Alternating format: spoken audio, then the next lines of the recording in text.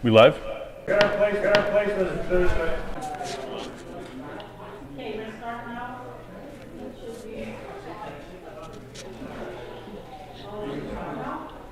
Oh, we're so back. Cool. Okay. For info up. Oh, we're so back. Cool.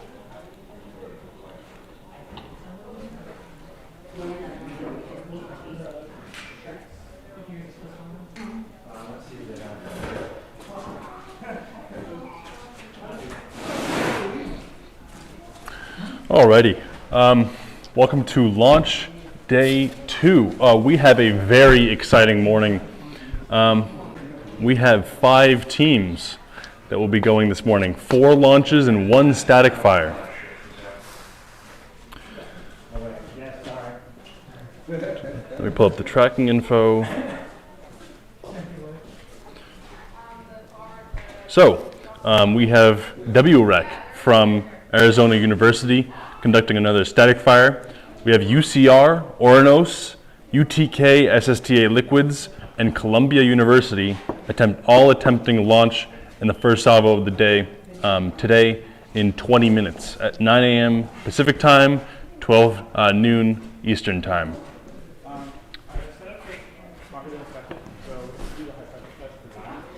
We should mention that the UTK SSTA Liquids is our only Class C or Category C launch. They are going for the maximum apogee at this launch. I believe that's around 50K, 50,000 feet that is. Careful, don't walk into the stream.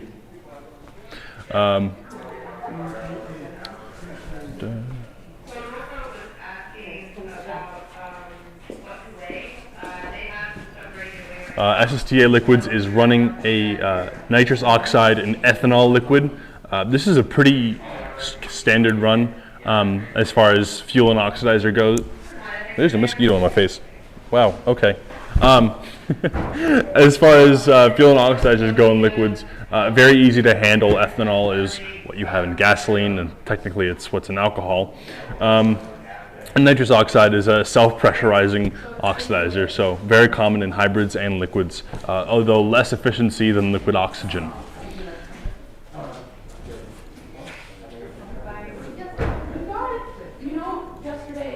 And Oranos is running a nitrous oxide and paraffin mix. Again, just a recap from yesterday, we had a successful launch from Poznan. They recovered very nicely and had a live stream on board. We had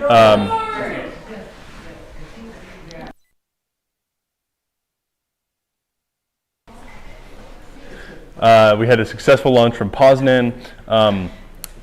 Brigham Young University had an issue on their rail and will be recovering and hopefully attempting again tomorrow. And finally, UCR had a pressurization issue, but they should be attempting shortly in about 15 minutes.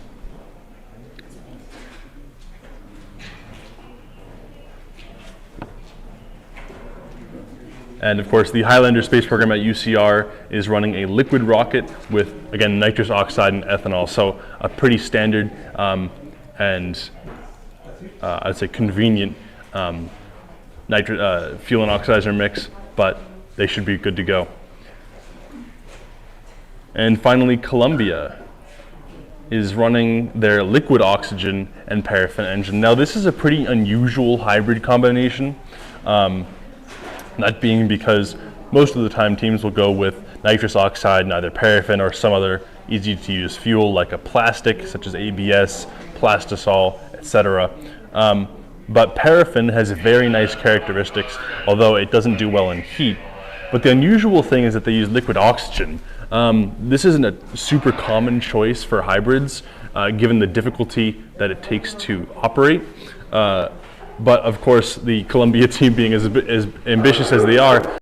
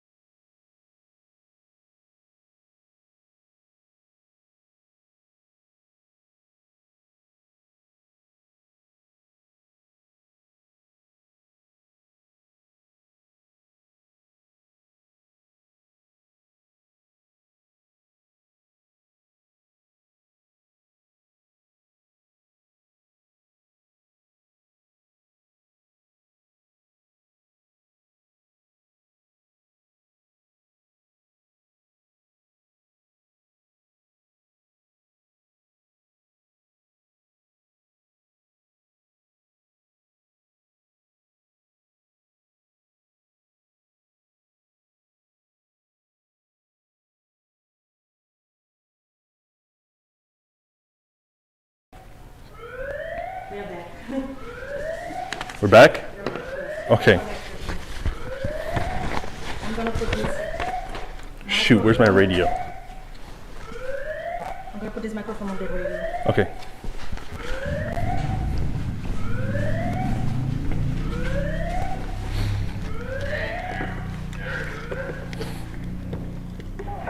Can we cut to camera 3? Or camera 2?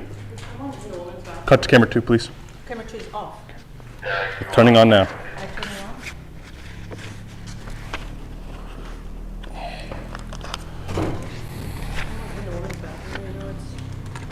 Do you need a pee? Huh? No, I'm saying this red flag. Oh. Your microphone is which one? It's this one, but Okay, well, here. what number? Mic 1 on the top. So it's on my phone, I think.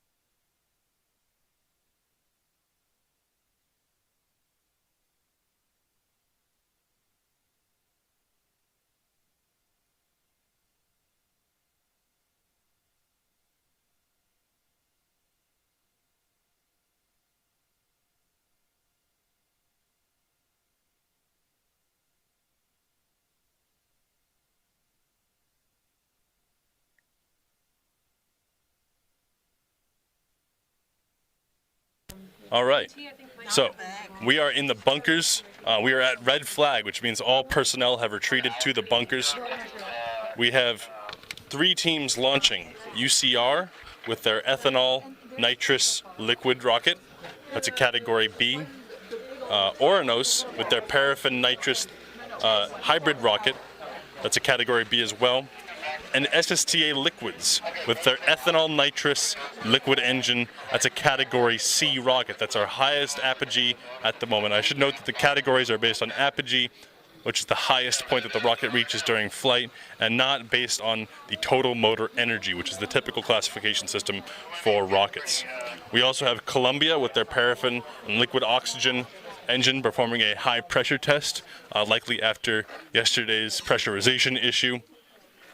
And Wildcat Rocketry from Arizona University performing another static test with their ethanol nitrous liquid engine. We have 5 minutes to Salvo start over the PA, so stay tuned, folks. This is going to be pretty exciting.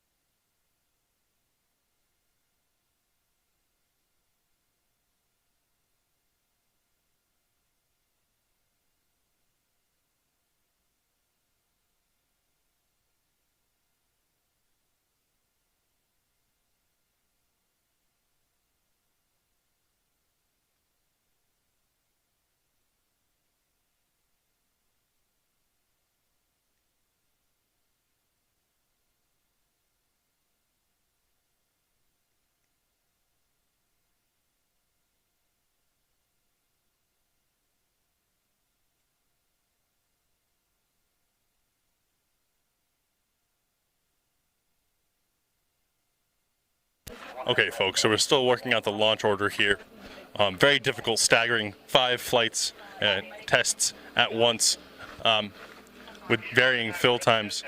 As I mentioned earlier, with varying fill times, so some teams have a 2-minute fill time, some teams have a 20-minute fill time, and holding your rocket on the pad, as we saw yesterday,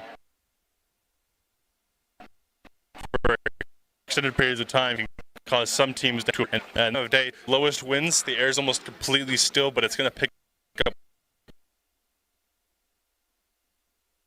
later. This first salvo of launch day 2 is going to be a challenge, but Doing a high pressure test, would it just be a like regular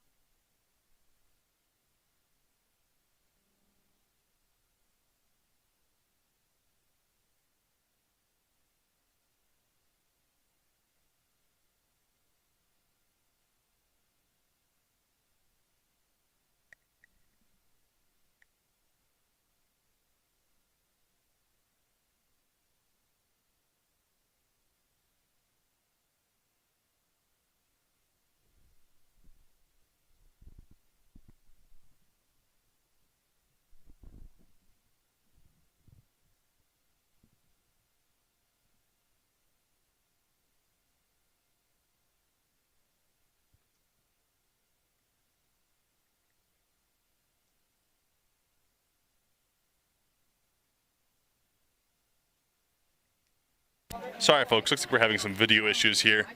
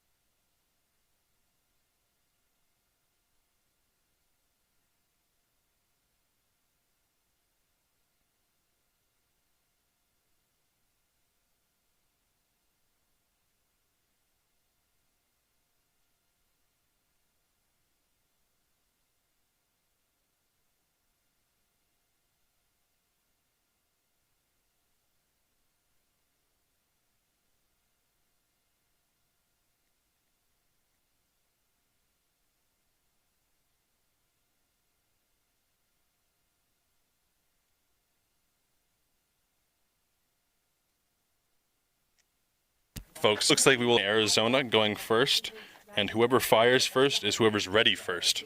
So, we'll be cutting to those momentarily.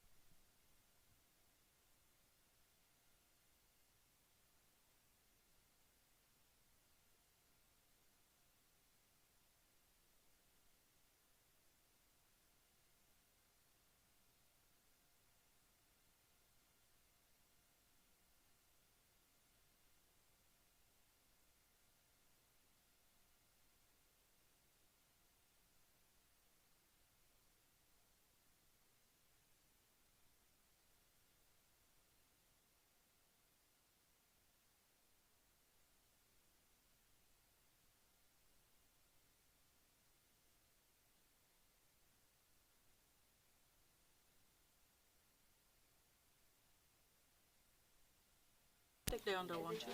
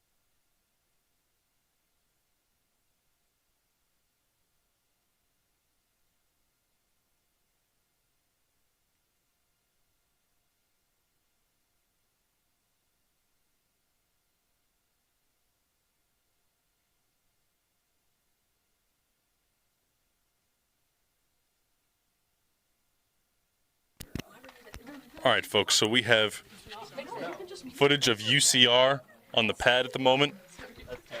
This is University of California, Riverside, Highlander Space Program.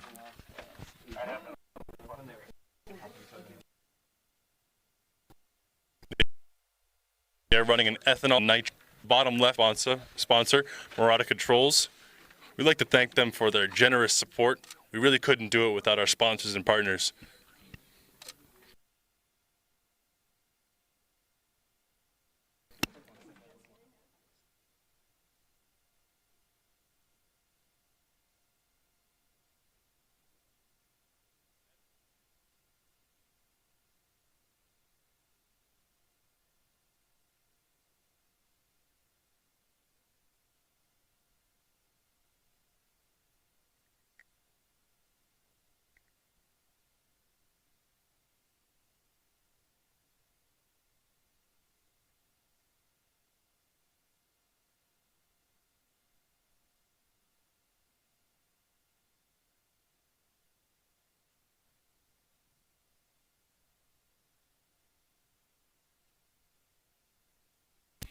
And we will cut to footage of Big Liquid when they are ready to launch.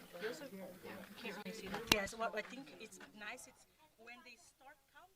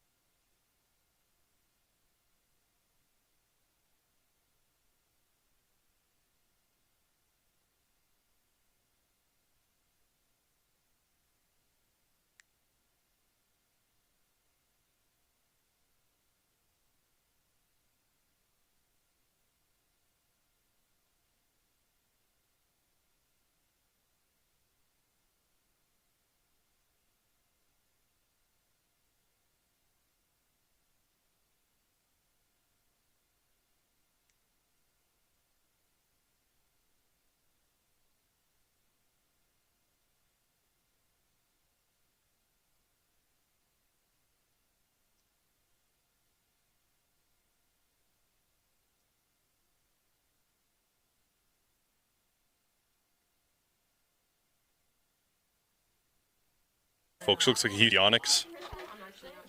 So we should be just moments away from beginning our fill and our fire procedures.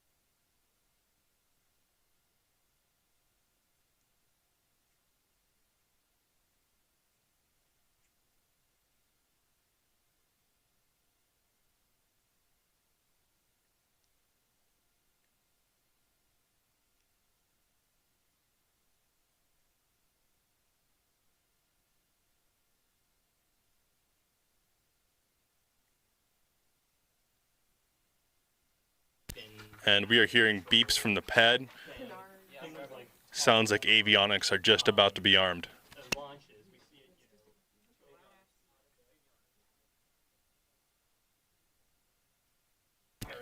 And just to recap, avionics are the electronics in the rocket that control deployment events and collect data about the flight.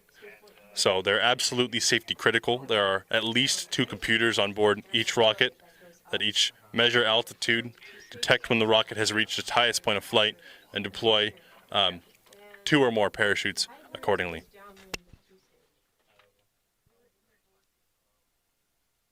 And of course, we deploy a smaller parachute at apogee known as the drogue chute, so we can descend at a moderate but controlled speed to avoid drift in the wind. And we deploy a larger parachute somewhere around 1,000 feet off the ground to slow down that descent rate to something nice and cushiony for a gentle landing.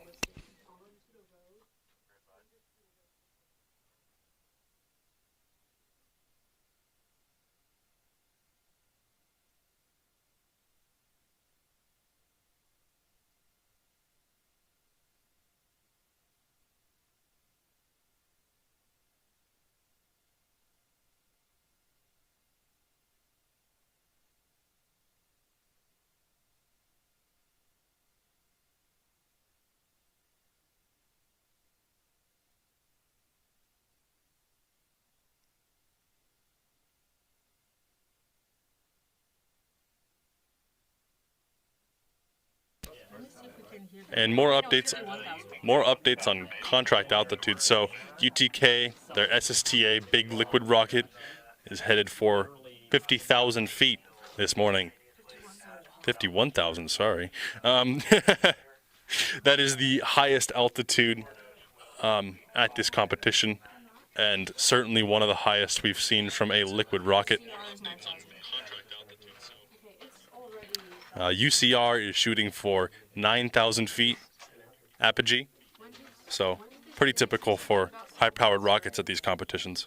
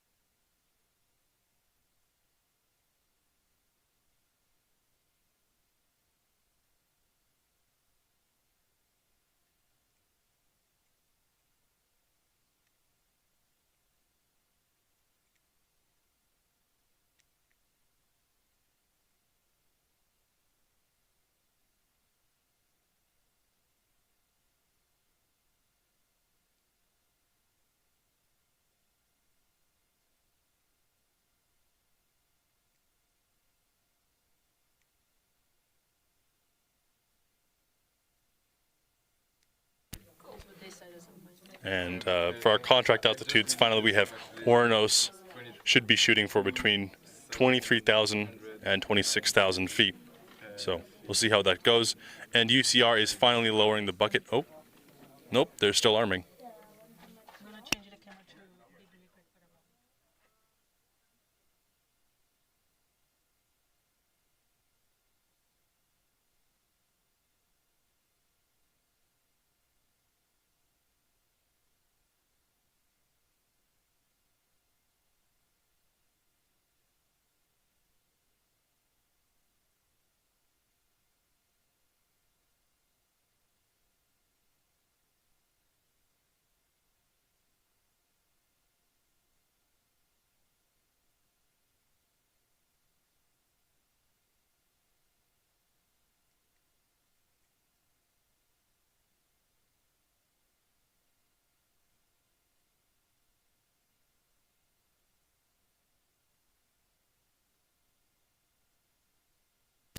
Okay, UCR is finally lowering their bucket truck.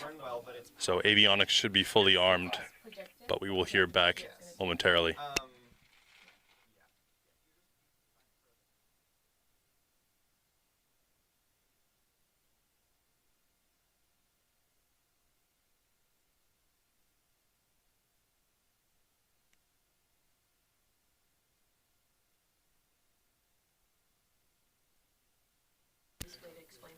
And we got 130 people in chat. Chat, I don't think we're cooked this morning. I don't want to jinx it. There's no wood for me to knock on, but...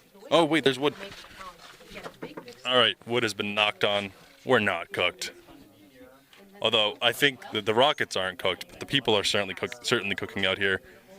The sun is rising behind us from the east, and these bunkers are still getting hot, and it's only going to get worse.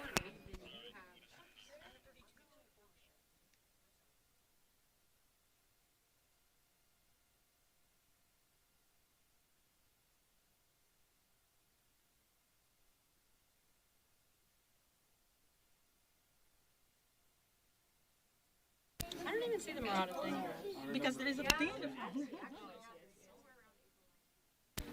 And again, a huge thanks to our sponsors, Murata Controls, their generous support, Mojave Air and Spaceport for hosting us at the opening and closing ceremonies, and for their generous assistance with logistics.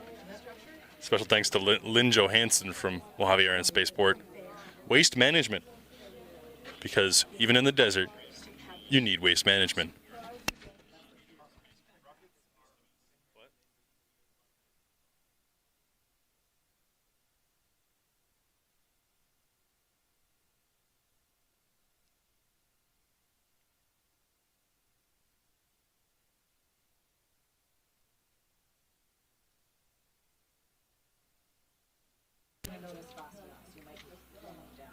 And also Impulse Space and Vast for their generous support.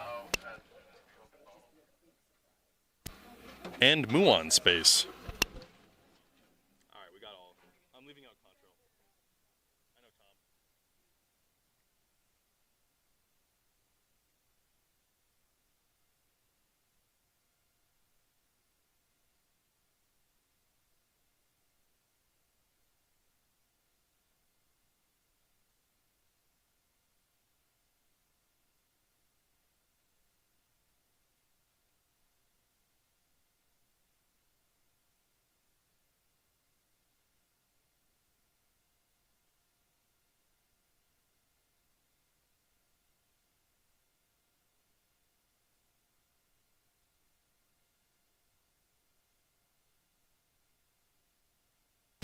Chat, you can't hear it, but we're making farm animal sounds in the bunker right now. Why are we picture in picture?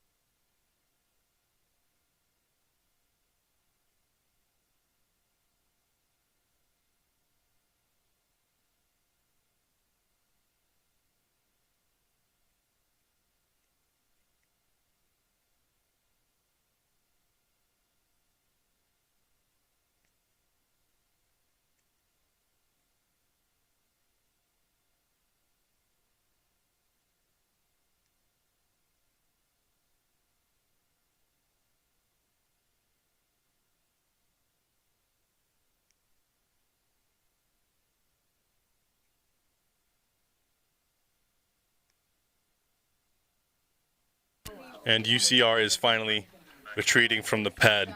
So all pads will be clear momentarily, and we will be able to begin our fill and fire procedures. Stay tuned, folks.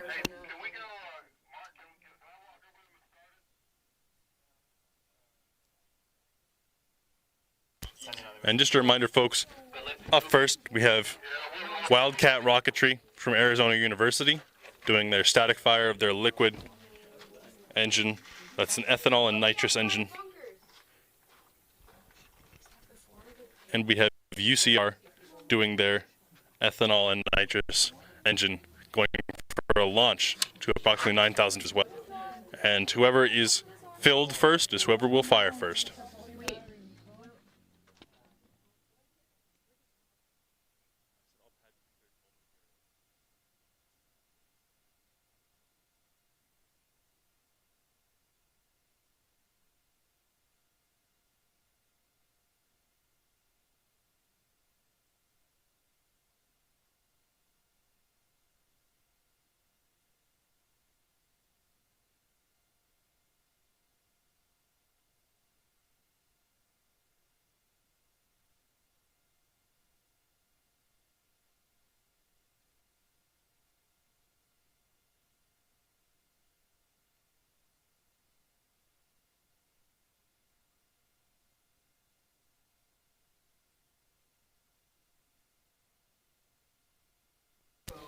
And we have confirmation that UCR is ready to go.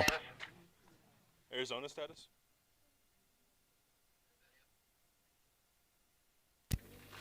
UCR and Arizona are ready to go.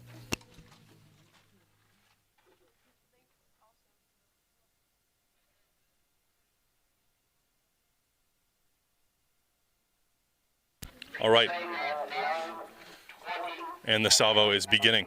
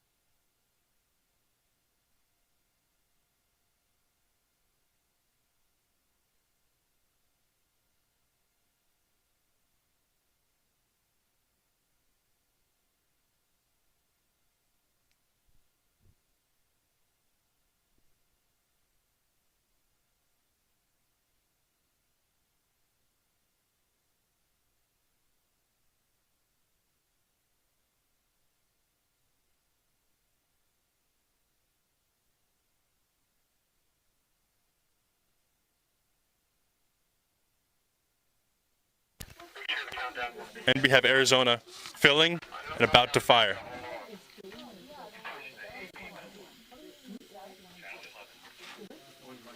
Can we confirm the stream is on this camera though? 3, 2, 1.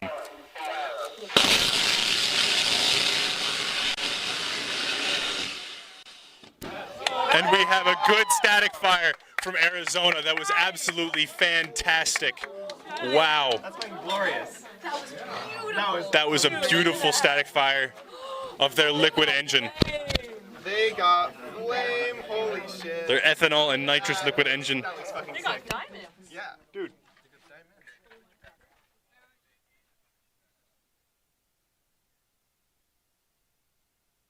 Absolutely beautiful mock diamonds from that engine. And UCR is still filling. The stream is on this camera?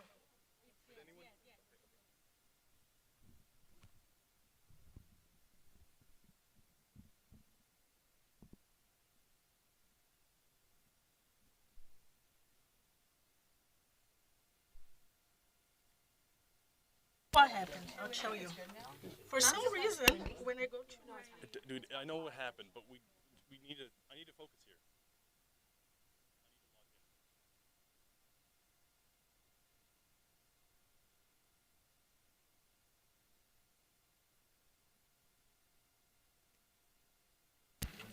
And we have UCR on the pad, filling. Winds are still pretty gentle. And we have word that UCR is aborting. They don't know how much they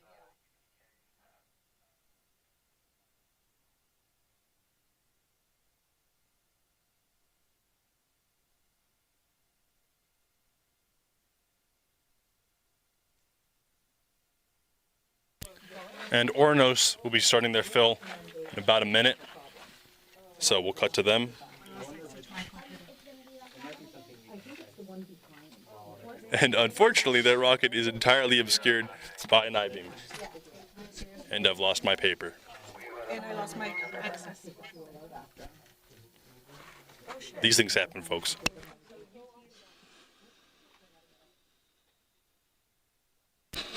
And we have a confirmed abort from UCR, currently venting their nitrous.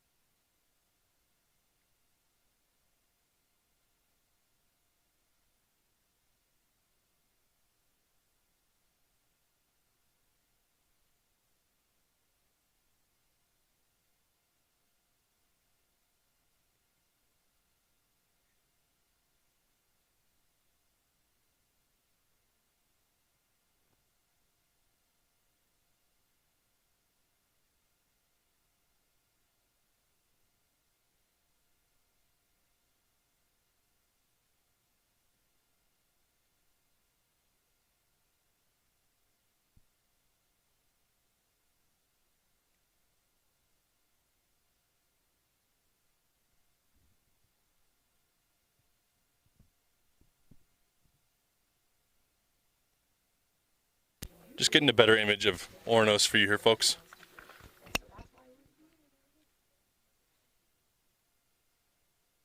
Unfortunately, it looks like we've lost contact with the pad cameras, so our view of UT SSEA Big Liquid will be a bit obscured, but given the size of the launch, we should still get some good footage.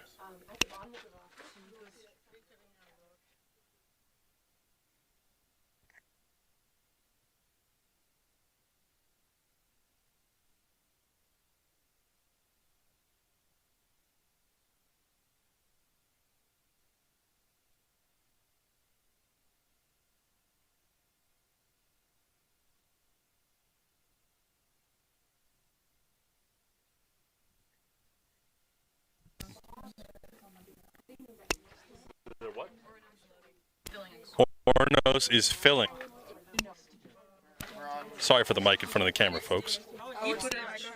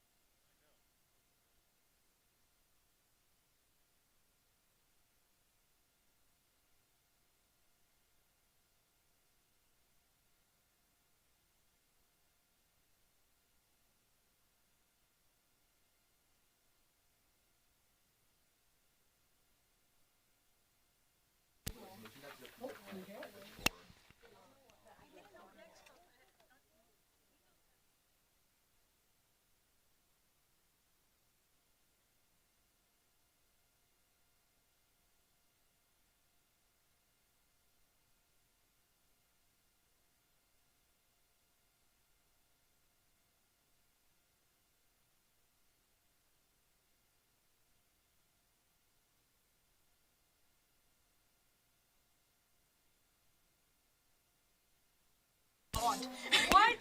Because if you go to the next one, And we have UTK firm boarding. So last remaining launch in the Salvo is Oranos, who we have on screen right now, as well as a static pressure test from Colombia. The blanket fell off the bottle.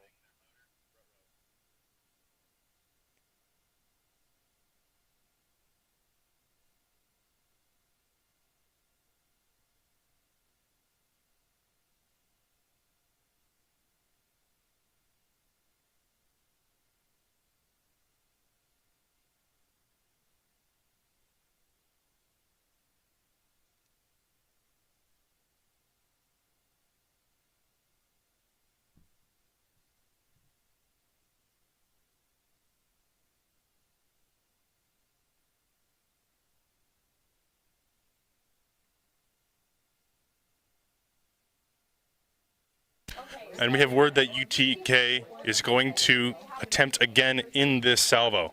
So at least their tank is cooled off now from all that venting. Sus. Are we launching before them? First, I guess. Among Us. I just said Among Us on the stream. And UTK has commenced their second fill of this salvo.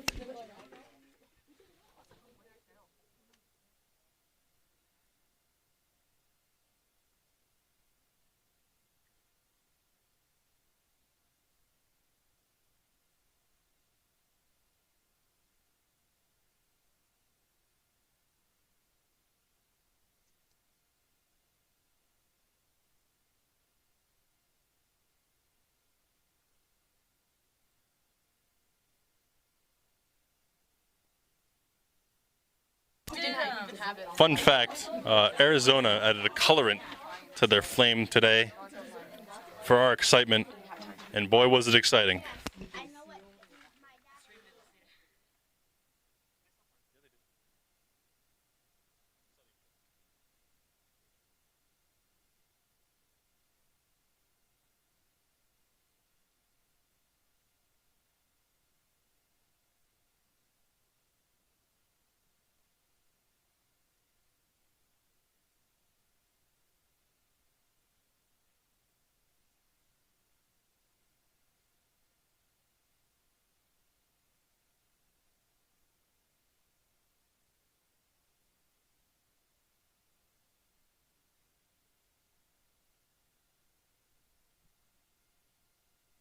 Oranos is within 1 minute of fill, folks. So we got a launch coming up right now. Do we know what does Arnas use to test film? Buckle up. What's Uranus using for what? Oh, very professional.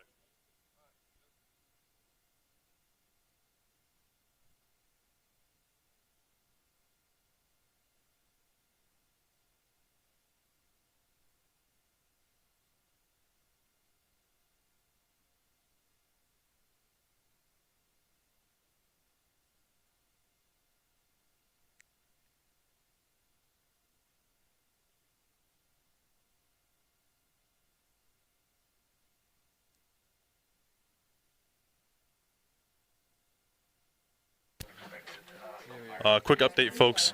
So Oranos will have a pressurization cycle following their fill. This is pretty typical. When you load nitrous, if it's too cool, then the pressure will be very low. So what a lot of teams do is they fill the nitrous, they close the tank, and then they allow it to pressurize in the heat. So we will keep you updated on the status of their fill and pressurization as we get more info.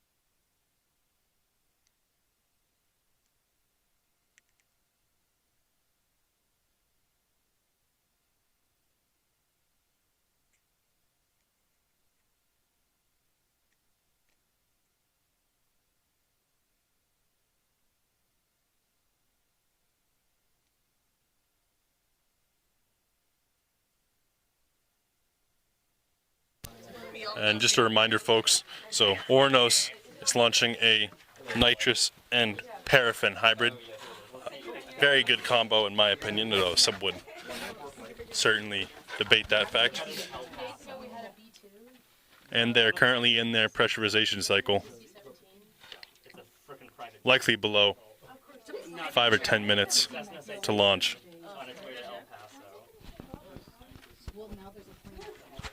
Although there is a private jet overhead, so if anyone knows somebody with a private jet, can you give them a call and see if they could do a quick U-turn?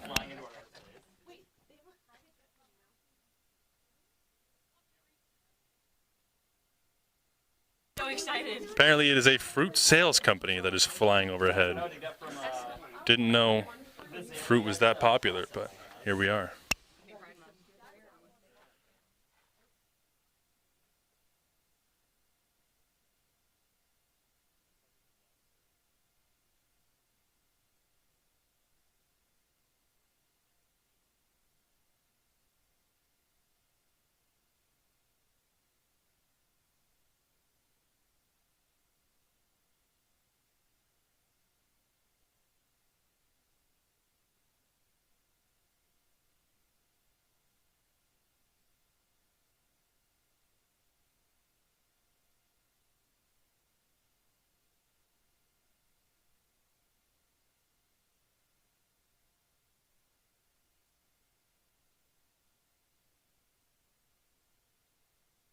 So UTK is also filling, and they use a mixture known as nitrox for their liquid. So nitrox is primarily nitrous with an additive of oxygen, in this case gaseous oxygen, or GOX.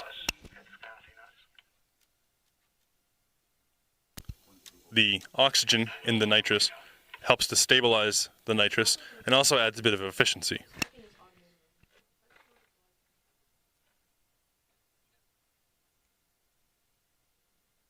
And we have word that the flight overhead has cleared, so. 910 psi out of 1100.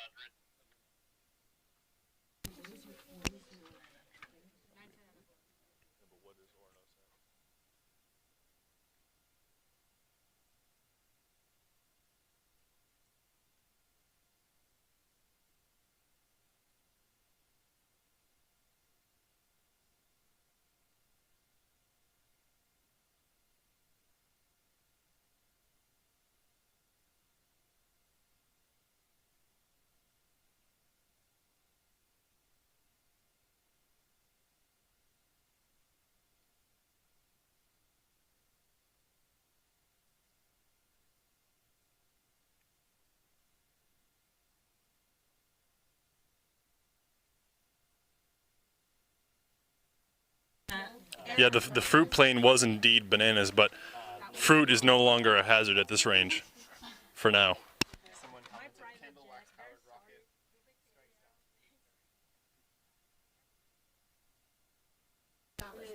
Yeah, it might have been the battle bus, actually.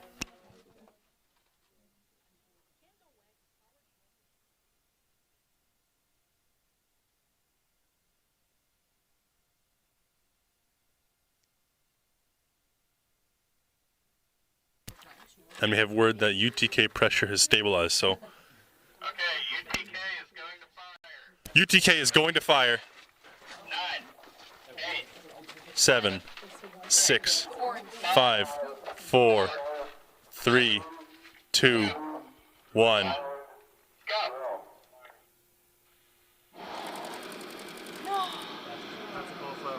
And we have a cold flow, no fire from UTK. Very calm. They are that orange tower in the back behind our test stand. So let's cut back to Oranos on the pad, awaiting pressurization.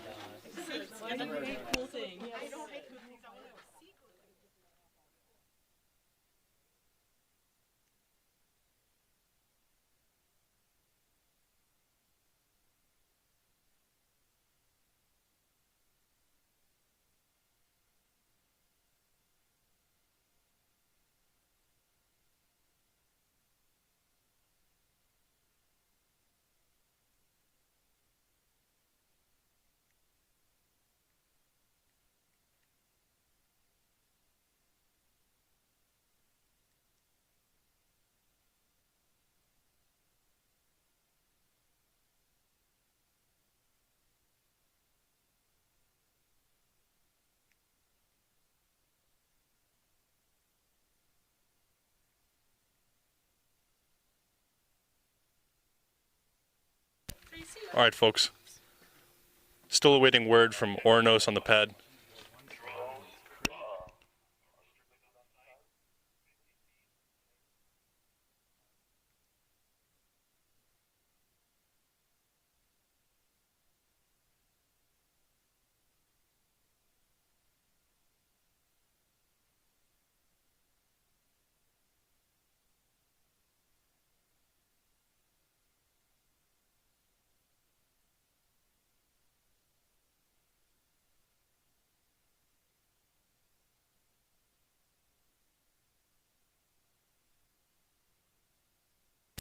And it is already getting balmy here in the bunkers, folks. Sun is right behind us.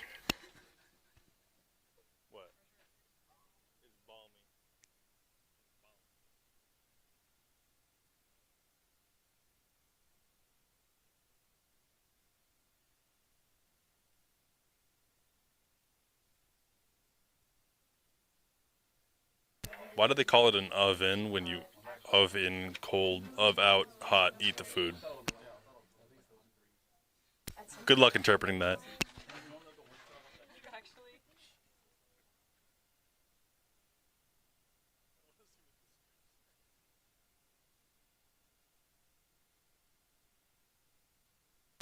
We're having a few problems with my computer right now.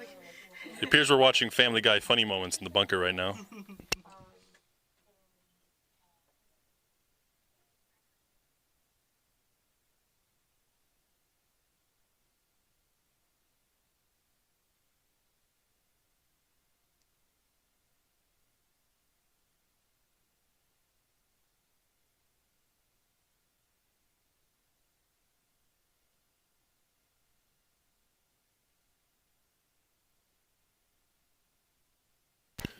Yes, absolutely. So for a cold flow, as long as no components were damaged, which is generally unlikely, they should be good to go for a second run, but they will need to verify that their igniter can go, since that is typically the issue with cold flows.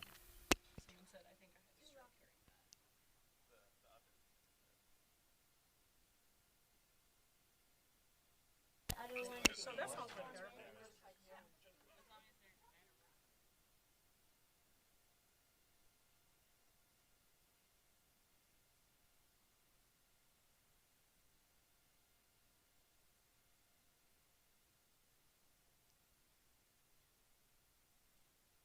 I think I'd be pretty happy if we were sponsored by Family Guy. If we had like one of those 2000, like 2010s style little things at the bottom of the screen that like Family Guy characters started popping up and saying like Family Guy live at, whatever hour, that'd be cool.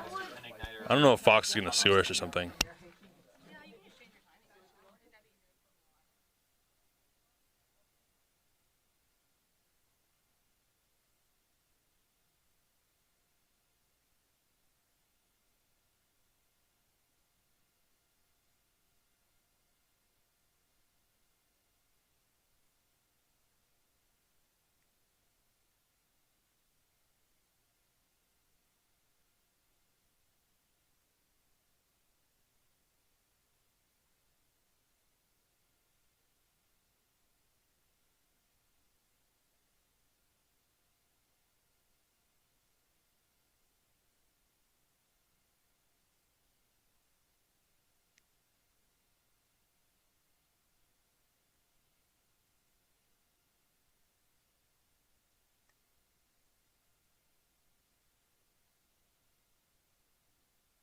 And we are still awaiting a status on Ornos.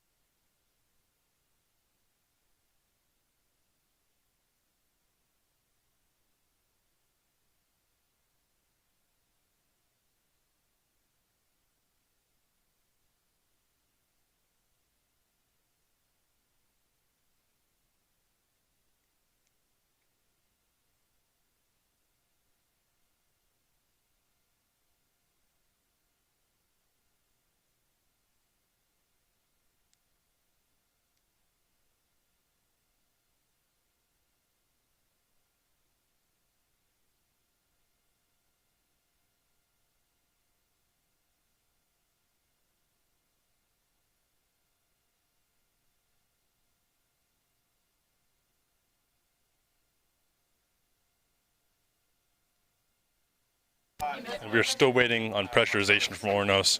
We have word that the pressure is at 600 psi out of 800 with 10 minutes left to forced abort.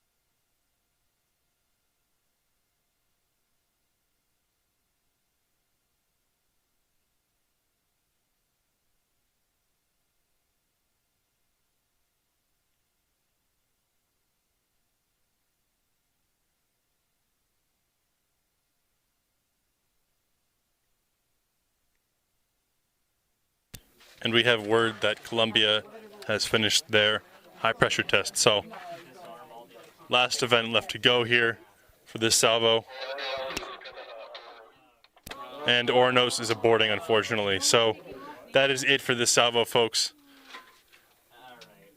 We had one successful hot fire and 3 aborts and 1 successful high pressure test. So fortunately, the winds don't look like they'll climb too much by noon, so we'll see. So tune in about 2 hours to check in on launch salvo number 2. Hopefully we'll see some of these teams attempt again.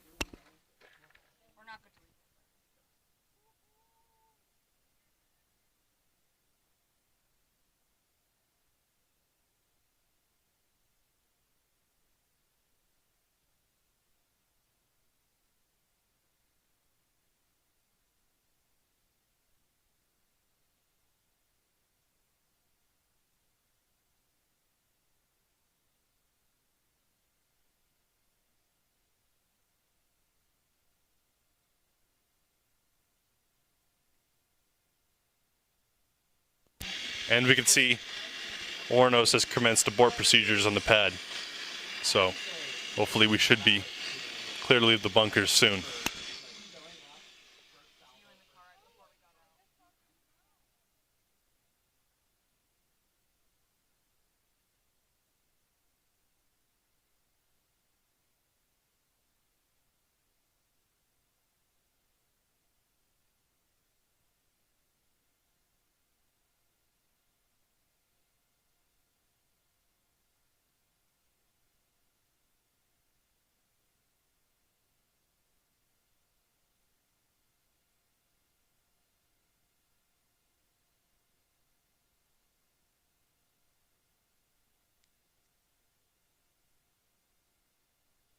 This is certainly a long vent, folks.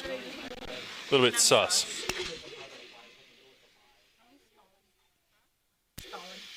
And vent is finishing up just about now. No more clear plume, but we can still hear some signs of venting.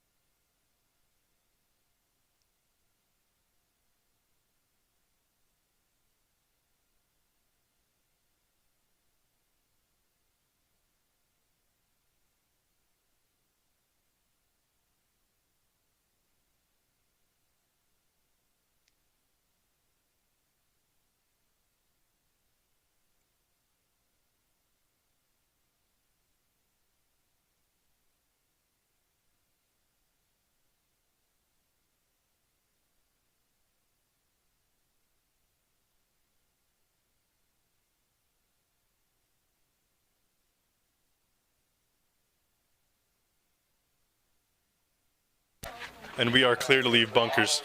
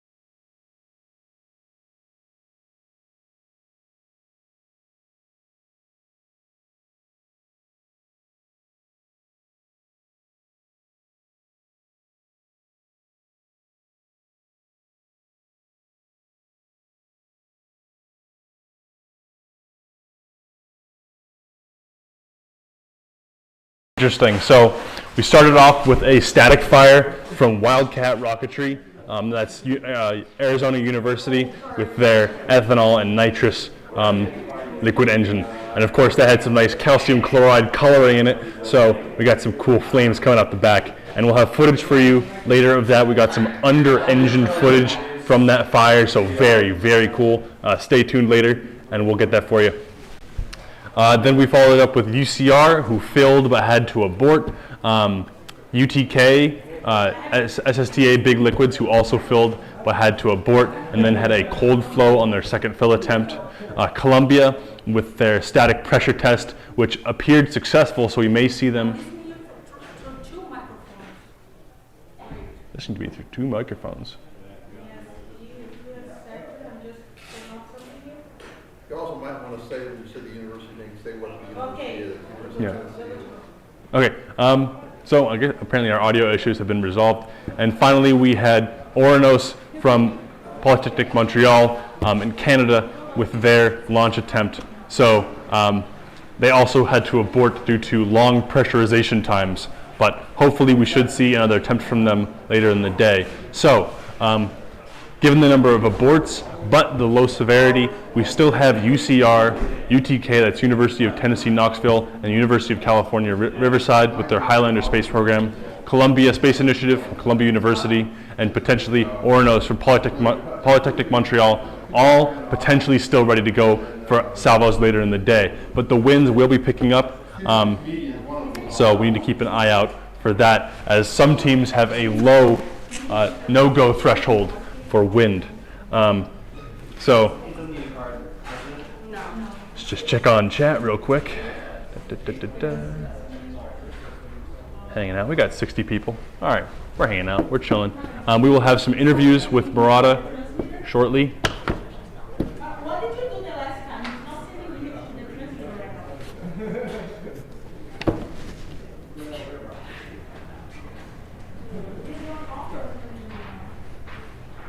Okay, apparently we're having some video issues from our interview site, so stay tuned.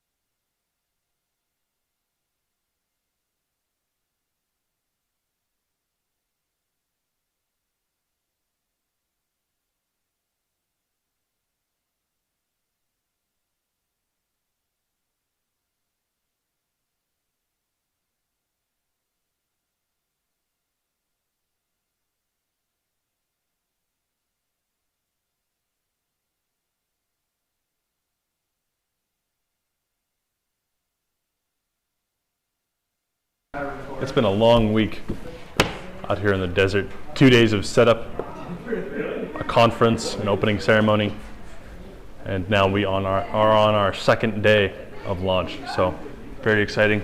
Staying hydrated, of course. And my voice is starting to go. And we are still waiting on video feed for our Murata interview. In the meantime, I'm going to get our overlay up.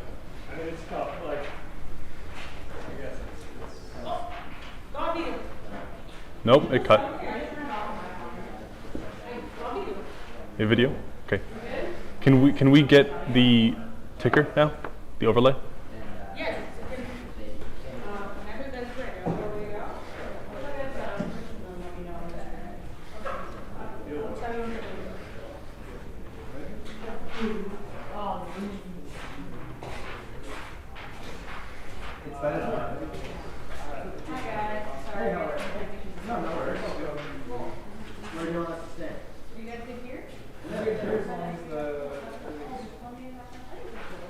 All right, folks. And we should be just about ready to get footage of our interview with Murata. We have a nice panel of experts from Murata, one recruiter and 3 engineers. And of course, Murata Controls is a very good sponsor and partner of this competition. We really couldn't have done it without them. Their support was truly invaluable to us, and we look forward to letting you hear more about what they do. And yeah, we're just about ready to cut.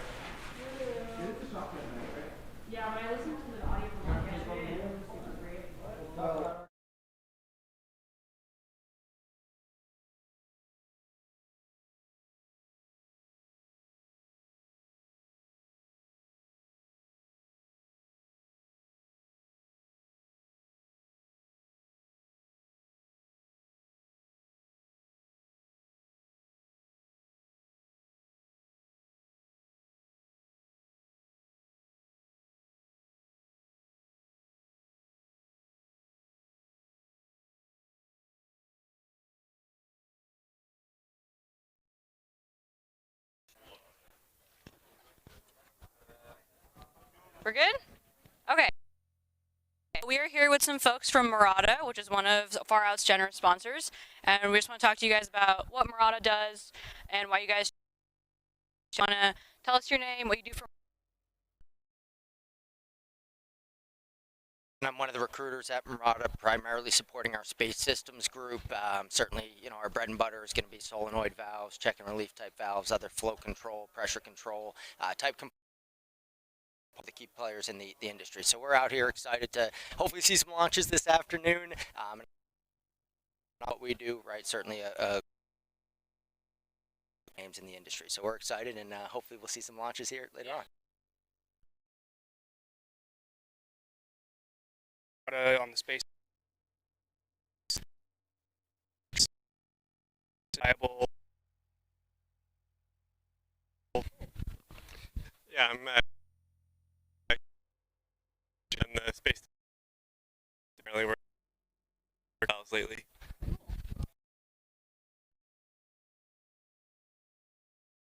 And I actually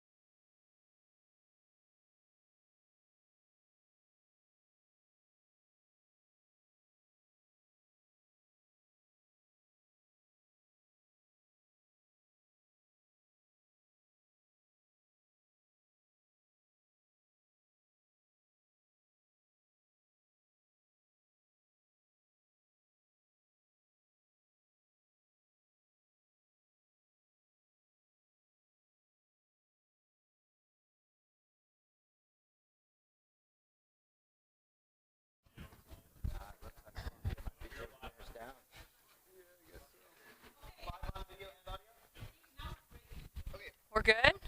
We're so back. Okay. As we were saying, yeah, controls, solenoid valves, actuation in general, big deal out here. Why does Murata choose to sponsor Far Out of all the rocketry competitions? What do you guys really see here that's valuable? Yeah, so obviously I think just the nature of the work, right? Teams taking a set of parameters or requirements and turning it into a functioning rocket, right?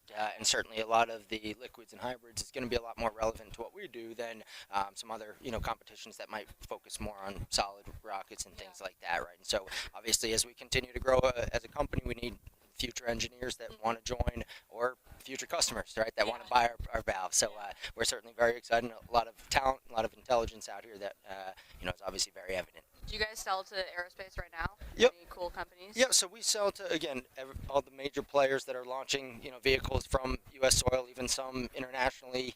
And chances are, if it's leaving from U.S., it's got Murata hardware on it. Obviously, just depending on the vehicle, will depend on how many components of ours are actually on there. So certainly will range from fuel pressurization, rocket separation, engine controls, booster controls, payload fairing type applications as well. So you get to be a part of the end-to-end process, which I think is exciting and rewarding as well. That's pretty cool. You said there's a lot of good opportunity to recruit from our competitions. I heard some of you guys did rock competitions in high school or college. Do you want to talk about your experience competing sort of at this level and how that helped you get your jobs at Murata? Yeah. So I participated in a couple of rocketry competitions. Very good opportunity to get some hands-on experience with fluid systems, propulsion, including valves, and that was certainly part of what I was able to speak to at my interview at Murata, and certainly helpful. Is your team out here today? No, not today. They had a few problems, so they're working everything out. We'll see hopefully next year. Yep, and I did the NASA student launch competition back in 2021 with Vanderbilt University.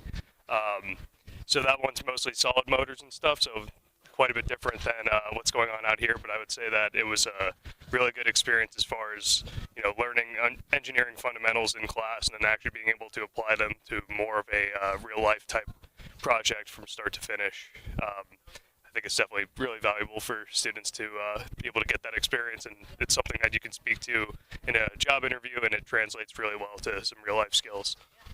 Awesome. Well, thank you guys for chatting with us. We appreciate your sponsorship and supporting, and hopefully we'll see some of your hardware fly at next year's competition, potentially. Definitely, and thank you guys for having us, and obviously looking forward to the rest of the event. Yeah, thank you guys. Perfect. And we're going back to Mason now, maybe?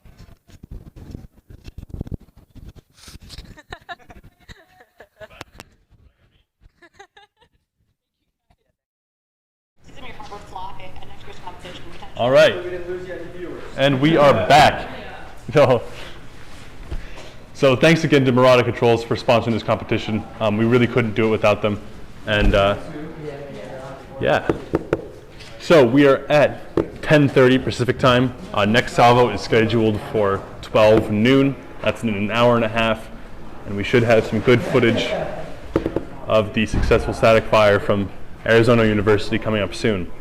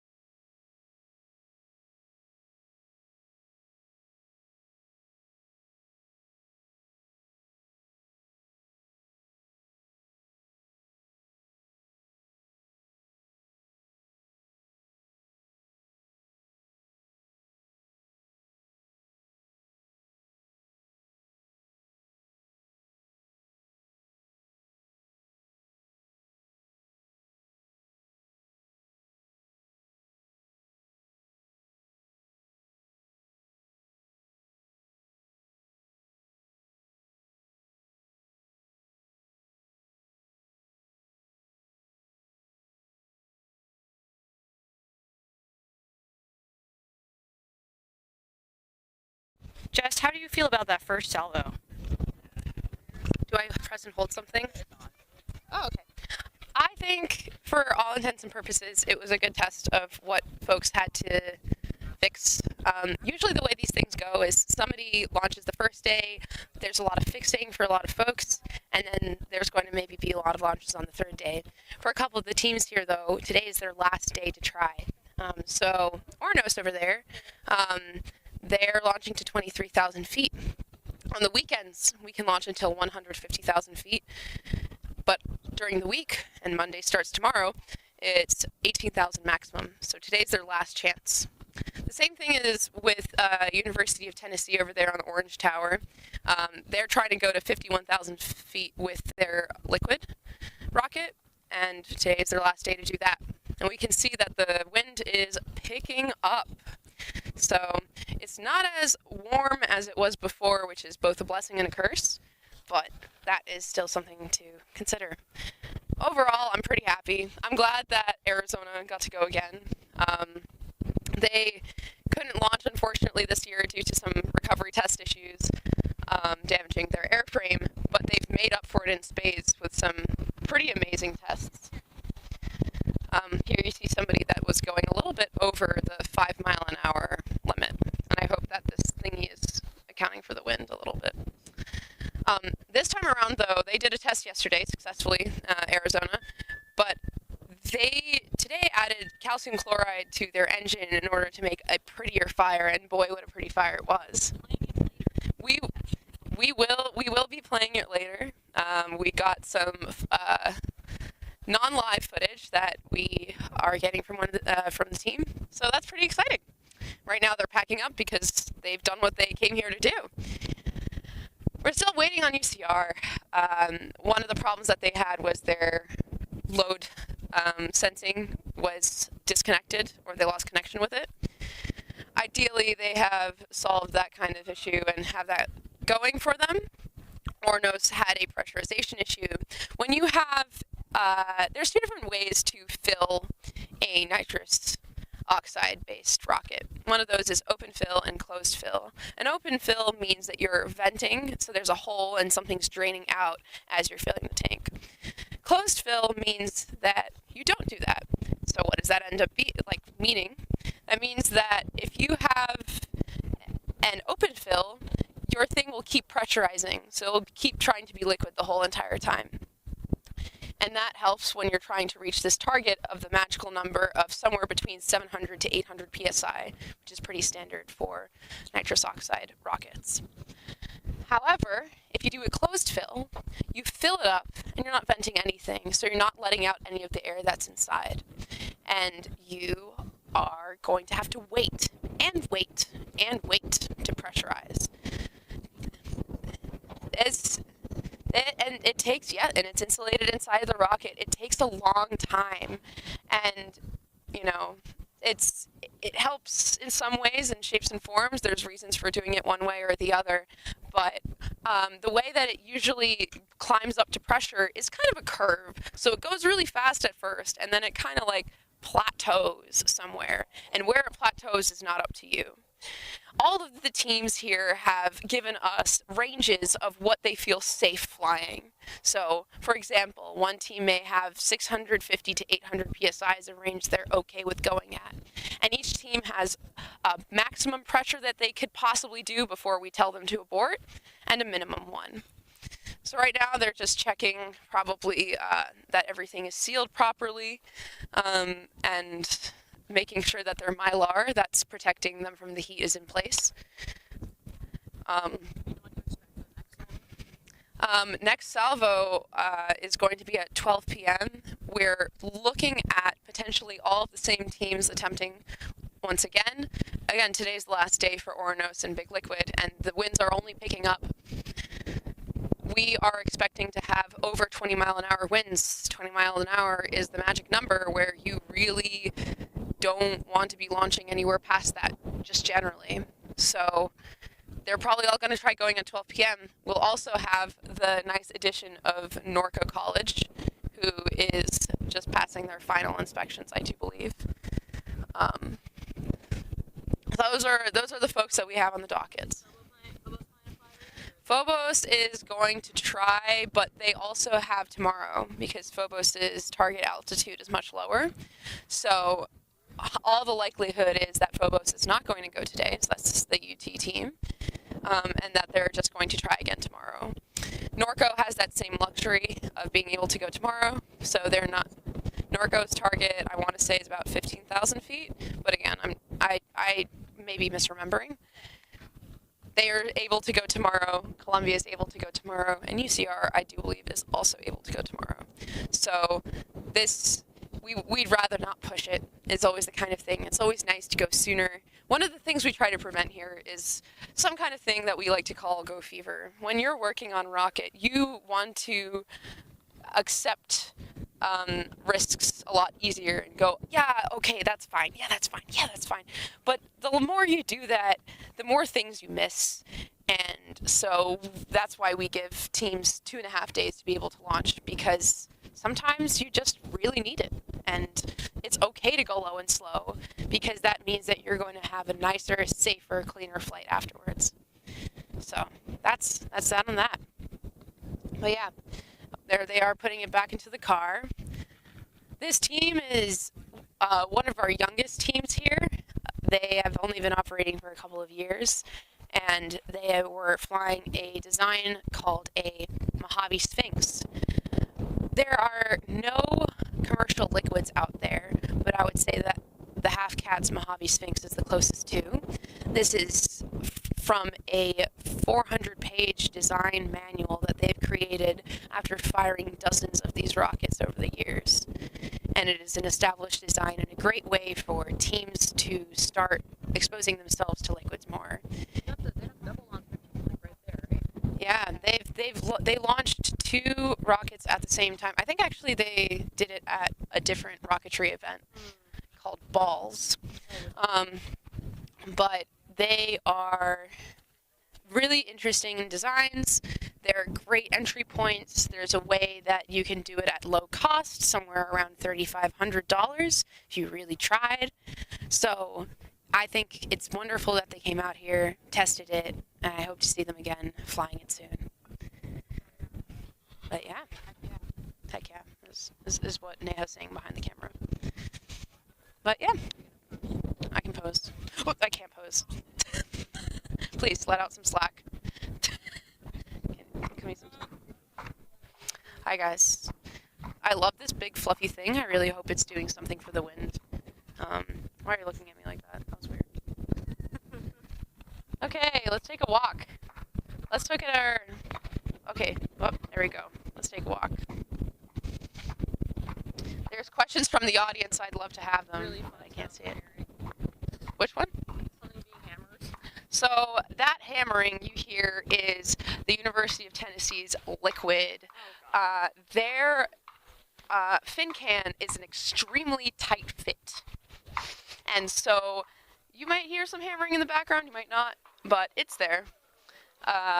We try to keep everybody doing safe operations. We've decided that that one's a safe one. They're basically hammering on a piece of wood that's pushing that cylinder in.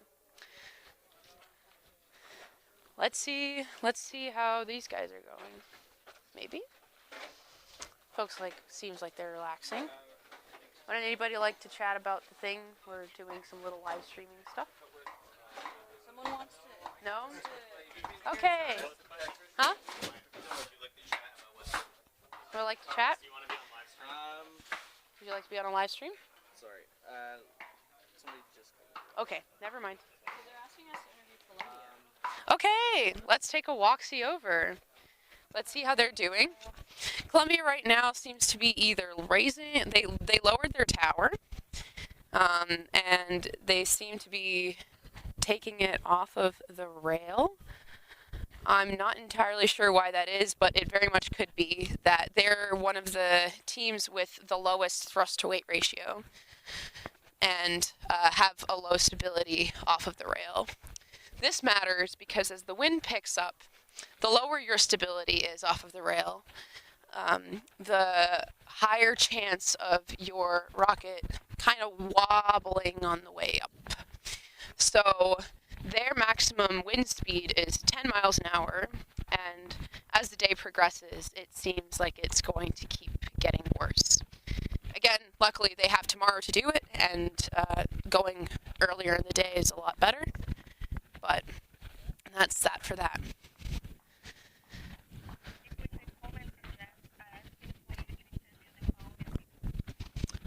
We're walking over to Columbia right now. We've heard the calls for interviewing Columbia, so hopefully we've got some folks who are. Ooh, I have no clue what that is. Let's not think about it. Oh, that looks like some frayed cable or something like that. Yep. So that's the string for their board. For UCR, yep. Okay, let's take a walk through here. While we're walking, you're also going to see some rails, other rails that FAR has. The Baxter rail is this big long one over here. It's one of the oldest ones they got. It's also partly the reason why FAR was created, so that they can house this particular rail. I want to say that this is the microcosm rail, but I might be completely missing it. We've also got the Newman rail, which is this tower structure that we've got over here, and some 10-footer rails. We've also got these 20-footer rails here, and these pads that you see here and the one that Columbia's on over there have interchangeable bases, so you can have a 40-foot or 50-foot rail. How long is Columbia's rail? Columbia's rail is 50 feet. So, it seems like they are trying to either take it off or put it on. It's very hard when you don't see a direction in which they're moving.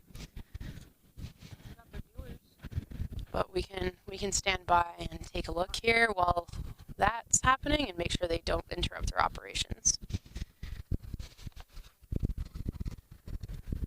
All right. Let's come a little closer to see if there's any folks standing by that we were able to talk to. Oh, they're putting it back on. Okay, great news.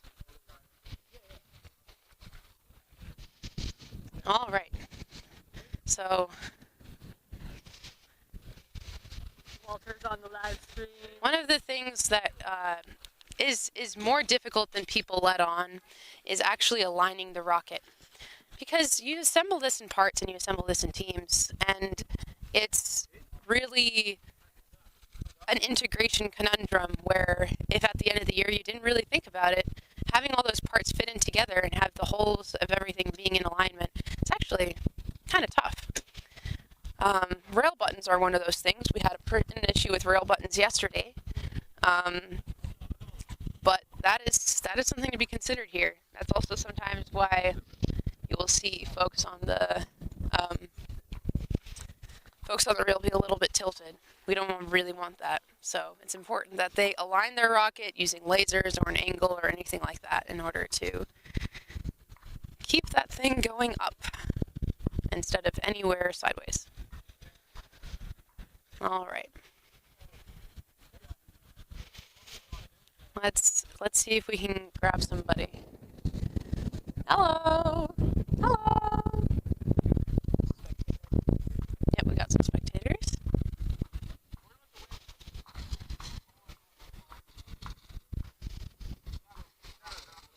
All right.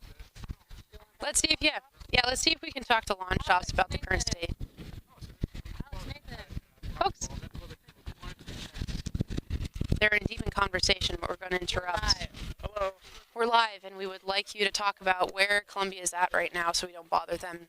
So Columbia, they had a leak the other day, and they were able to fix the leak. Now one of the other issues, like their load cell values weren't making sense when they were trying to fill their liquid oxygen. So they changed their load cell setup a little bit to try and prevent that, and then they changed their button rails to try and reduce friction. So right now they're just loading the rocket back on the rail after they made a few modifications, and then they're going to raise it up, test the load cell, chill it in with liquid nitrogen, right? And hopefully the winds, depending on the wind. Yeah, and hopefully the winds get better so they can launch. So what was their high pressure test for earlier, and how did that go? So their high pressure test was they had a COPV that was leaking, So they weren't able to get to full pressure because it was leaking faster than they could fill. So they weren't able to pressurize their COPV. Over the past day, they took it apart and noticed that their O-ring had like a little cut in it. So they replaced it for a different O-ring, and they also swapped the hardness of it. And so during this high pressure test, they pressurized it up to their full 4,000 psi, and the leak rate was very slow. So they're good to go on that issue that they had. So that was fixed, and now they're just checking the load cell issue. Fabulous. So really, it seems like just for today that just the wins are the final boss here. But they do have tomorrow in case they need to, right? That's correct. Yep. Cool. So let's hope that's anything. If we got any particular questions from the audience that need questioning, we can go check them out. For now, though, they're still making sure to figure out what the next step of their operations are now that the rocket is fully on the rail. As you can see, everything is coated in Mylar that needs coating in Mylar. We don't want their paraffin wax core melting out of their rocket. But otherwise, we're now, how far out are we from far out? Somebody said you're doing great. Well, thank you. It's yes. Also, my name is Jess. I forgot to mention that. I run. Well, never mind. It turns out that my name is already on the screen. But yes, hi, I'm Jess. I'm the logistics lead, and I've been talking for a good long while, so my throat is kind of going. It's 10:54. We are currently 6 minutes out from the closing of voting for the Salvo. So let's go check out what's going on over there. All of our teams required to vote on the going forward, not going forward, or not voting at all of a Salvo. So if a team votes to go forward with a Salvo, they are saying, hey, yeah, so we're going to be in this Salvo. We're planning to launch at this time period that you guys have set. From the start of the Salvo, we expect everybody to hit fill. With the exception of Columbia and a couple other teams that have pre-filled some stuff during yellow flag.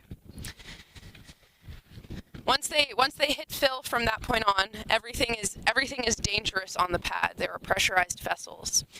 We have given, for most teams, 30 minutes from fill to fire time. And one team, which is a Class 3 motor, which is notably larger than the other ones, has a 45-minute fill to fire time. That team is UT Liquids, who is planning on going to 51,000 feet. Again, today is their last day to do this, so let's really hope. I try not to hammer it home, but I really want to see them launch. But we ask all the teams to vote every time we have a Salvo and close that voting 1 hour before. If they say, please, we really, really don't want to go because we really need this time to work on our rocket and we don't want to evacuate the pads, they will say no.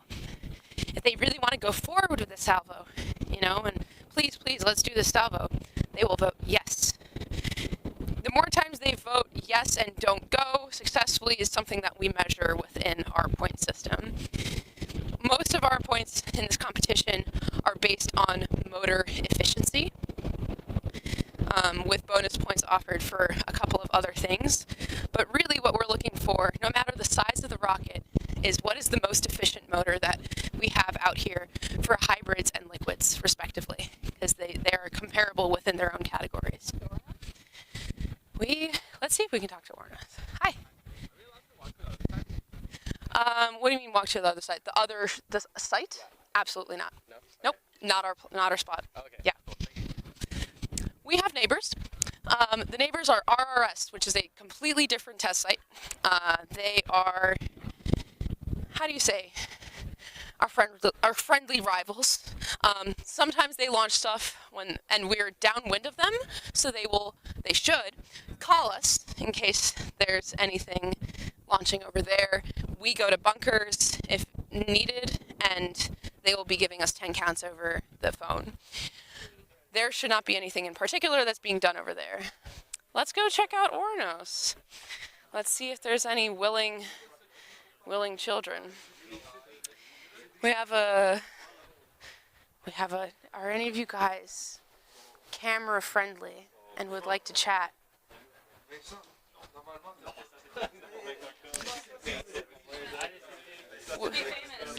Cedric, there's 80 people watching. 80 people watching this right now. 60? 50. It's dropped down since you guys, we said guys are growing. Just kidding. How many Cedrics are on the team? Two. Okay. It turns out that Rocketeers have very common names within teams. The Polish team, for example, has 3 Miloshes. And this team almost had 3 Cedrics. This is one of them. Hi, Cedric. What sub-team are you on? I'm in the avionics team. Okay. How has your stuff been going so far, considering you guys are very close to launching? It goes well, but we have like small issues that like hinder us from launching. So something's well, something's not. What altitude are you guys aiming for? You guys know?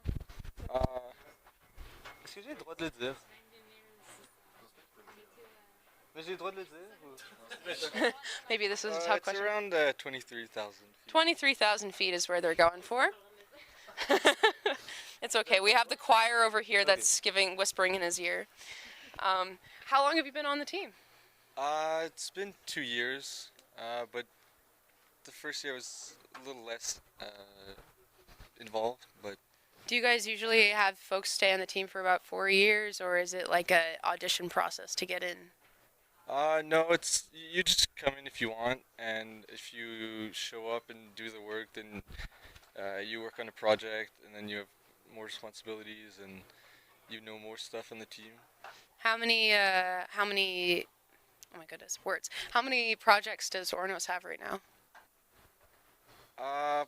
Well, it depends on each sub-team, but I think one of the main, long-term goal would be the liquid rocket and the liquid motor first. So that'd be the main, next few years projects. Did you guys test that one at Launch Canada last year, or no. was that okay? Those were. That was UBC. Oh, okay. I thought that I saw you guys out at the test stand, but maybe that was something else. We tested that motor. Oh, okay. So there's also another rocketry competition in Canada. There's actually several other ones, but the one in Canada is Launch Canada, and Ornos is also featured there this year. I do believe that they're also doing. They also have a couple 2-stage projects that they're launching this year. One at IREC in a week, so the Canadians are staying in the U.S. longer than they probably expected to. Launching a 2-stage around 30,000 feet for that competition and 70,000 feet for Launch Canada. So we really hope to see those go well as well. Are you on any of those? No, I'm not. No, You're like, oh, I'm just here. Monday, so. Oh, that's unfortunate. Well, I'll hope to see you around. Don't look at me like that. Nail's just laughing. Who, me? Him? Oh, me. Oh, well, yeah. That's what I usually do. Okay. Well, thank you for talking to us. You. Thanks for the time. Are you guys flying the next Salvo? Oh, yeah. We hope so. Yeah. Okay. Best of luck. Yeah, best of luck. Thanks. Bye. We walk away having had what seems to be a fun conversation. They're applauding us. They're applauding. No, they're applauding him. Oh, and here's a second Cedric approaches the pad. Oh, yeah. Sorry. The first Cedric. They can duke it out for who goes first, but that's one of the team leads, along with Rose Malenfant-Poulain, who's not here either. We have Peter approaching. Oh, Peter, let's follow him. What are you looking at right now, Peter? You're too far away. I am checking on the votes for the Salvo at noon. Are we going to see the results as we speak? Well, I'm going to check on Phobos because I know they're not set up in their tower right now, but UCR has voted and Montreal and Columbia, so we will be going ahead, looks like, because everyone else is abstaining. Have you already asked Norco and the other folks? They have not indicated on the thing that they are ready to go. All right. So, Is liquid not going today? I don't know. I was going to check that because they're not set up for the hybrid on their rail. So All right. it's a matter of how long it'll take for them to reintegrate their preheater. Right. Yeah. So they had a problem with their igniter on the most recent launch, and so yeah. So he's gonna go take a walk. But yeah, so he's gonna go take a walk and check out what's going on with the big liquid again, because this pretty much is their last salvo to go launch. And yeah.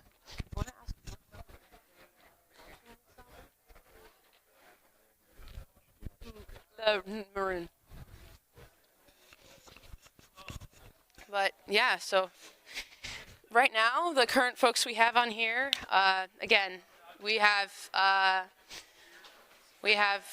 4 teams that are saying that they're set for the salvo right now, which is Riverside, Ornos, CSI, Columbia Space Initiative, and it seems like Phobos, even though it doesn't seem that Phobos is set on the rail yet. So they have a little bit of discussion left to do, but overall it seems that the other teams right now are abstaining from voting.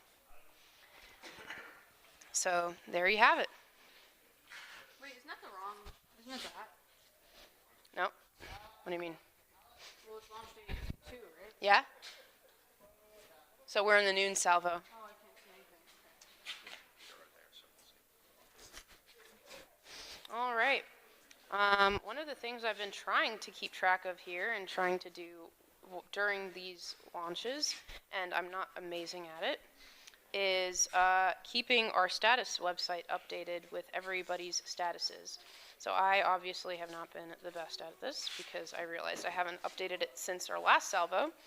If you go to tracker.faroutlaunch.org, you will see what flag we are in at the site, what teams are in the salvo, and in the distant future, when I am not at this competition likely, I will be plotting everybody's recovery trajectories for our records. We already have Wildcats recovery trajectory. Yeah, we have Arizona's recovery trajectory, as Neha says so succinctly. They have gone an altitude of 0 feet, and they have gone 0 feet laterally, which is nominal. Their payload mass is the same, which is 0, and they have had, their rocket mass is definitely different though, having burned through pretty much everything they had. So there you go. I'd say that was a nominal recovery. It seems like we've had 2 nominal recoveries so far, and they have recovered. They are now no longer on the rail. So there we go. But let me update this for now so that you're not reading, ooh, it's red flag. It is not red flag. It is now green. And I'm going to say that I'm going to update the rest of this. Yeah, let's go back to Mason. He's going to cut. He wants to cut? Okay. We're going to take a little bit of a break as we switch over. Yeah. Goodbye. Goodbye.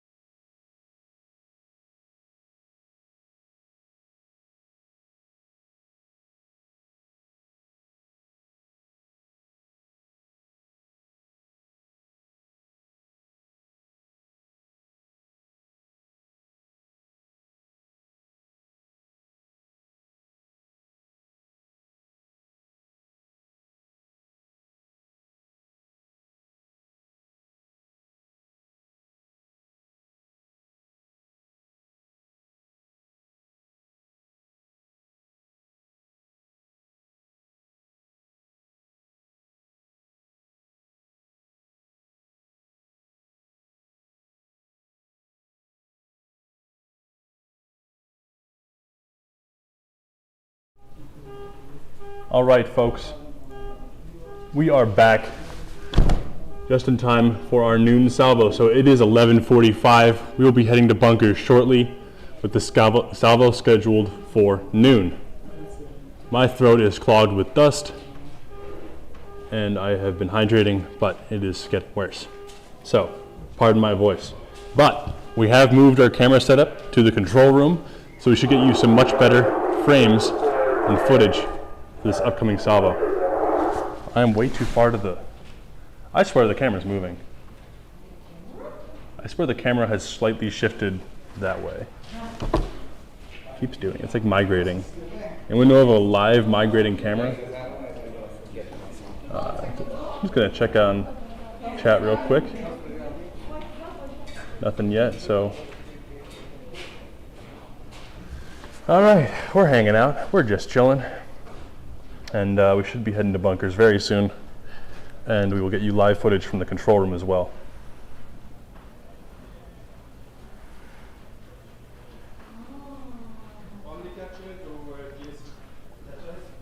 If you have any questions in chat, feel free to show them up, throw them out, because it's the last few minutes we get before the real fun begins. For this upcoming salvo, we have Norco, Community College, Oranos, and Columbia all attempting a launch, I believe, unless one of them happens to be a static fire or pressure test.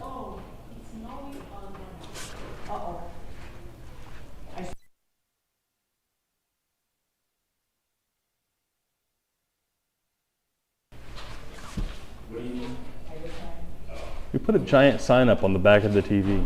Still don't read it.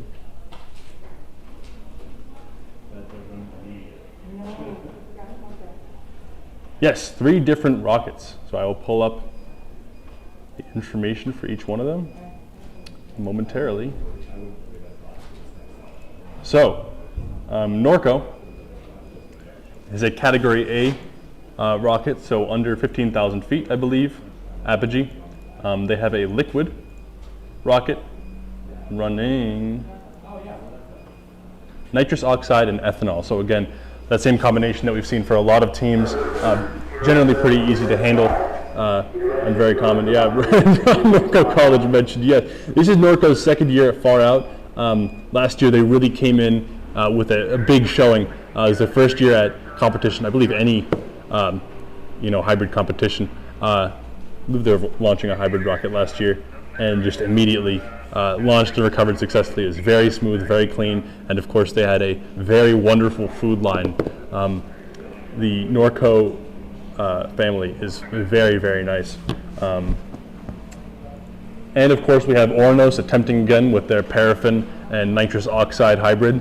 Last time, or the first attempt yesterday, they experienced an overpressurization, well not overpressurization, but they had their hold was too long. So I believe a lot of their nitrous boiled off or was overpressurized. So yes, Oranos is Polytechnic Montreal. I believe a lot of their, they had some pressurization issues due to a long hold. And then today, of course, we saw that they couldn't get enough pressurization waiting on ambient heat. So evidently their fill tanks were cooled too much. And then finally, we have Columbia with their liquid oxygen and paraffin hybrid. Oh, I keep forgetting it's a hybrid. I keep forgetting it's a hybrid because they're using liquid oxygen. That's really an unusual oxidizer choice for a hybrid, but it is actually a very logical choice if you decide that the handling of liquid oxygen is more of a barrier to engineering than it is to than developing a liquid is. Are we going to red flag? Oh, I did not hear that. All right, we're at red flag, so we will be cutting away momentarily.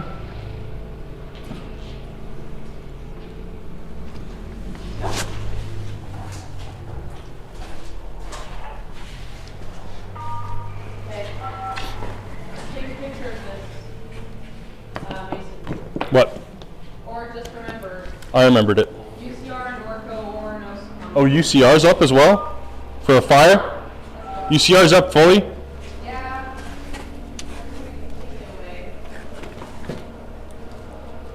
Need any help carrying stuff?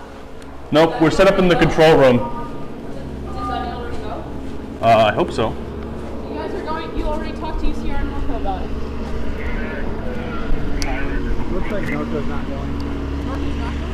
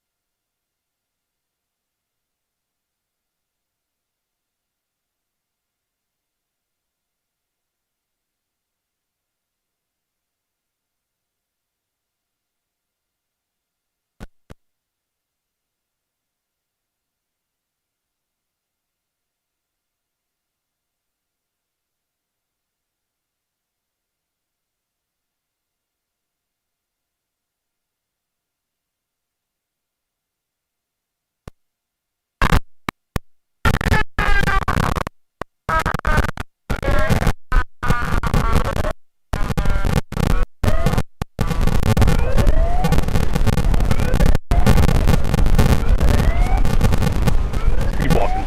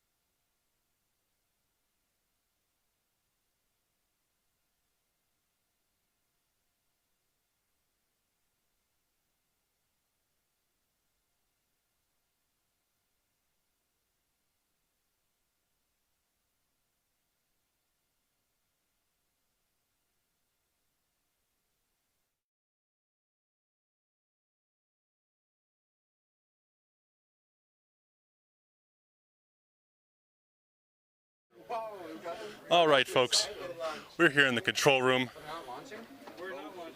What are you doing? No, we're ready. It's because we're not there right now. Yeah. Like, it's done. Like, they're ready to carry it. Norco.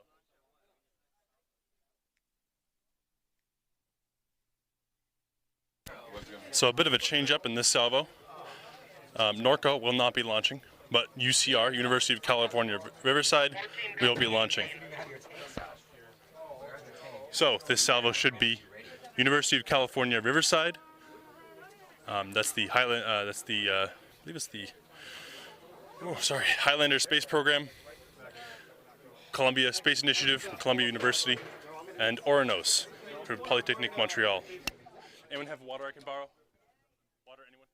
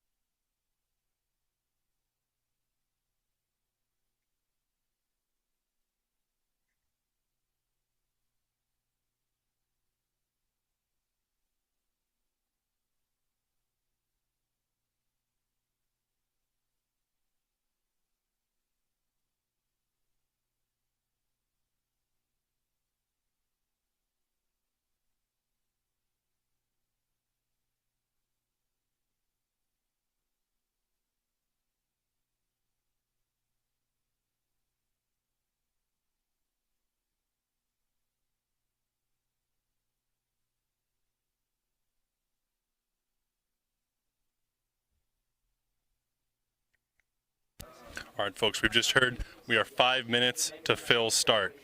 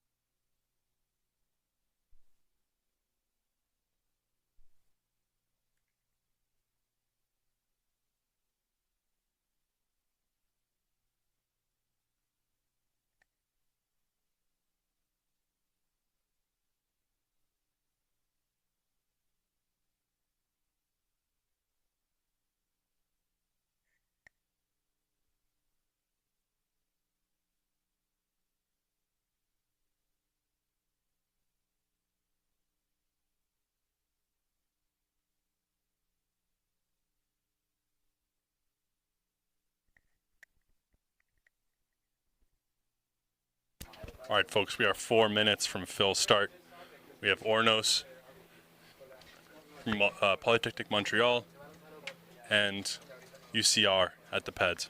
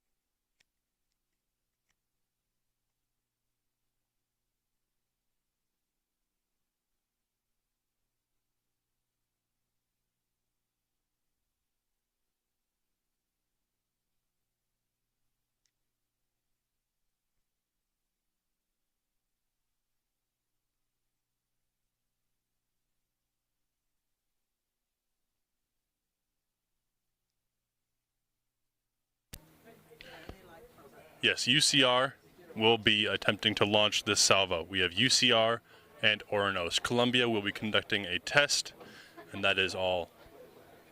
Columbia will not be launching, and unfortunately Norco will not be launching in this salvo, but we may see them attempt to launch later today.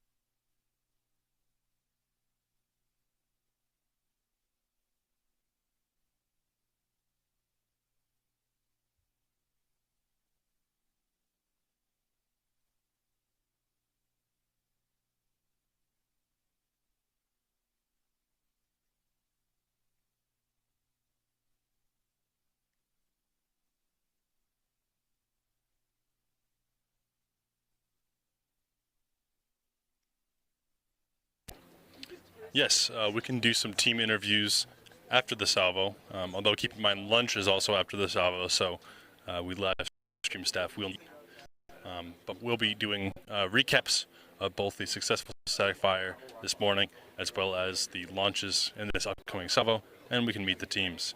We did some interviews with Montreal yesterday and Columbia yesterday, although it seems like a lot of the teams that are busy don't really want to be filmed considering how occupied they are with integration. Although I suppose Norco looks like might be ready for an interview, so we'll check them out after this Salvo.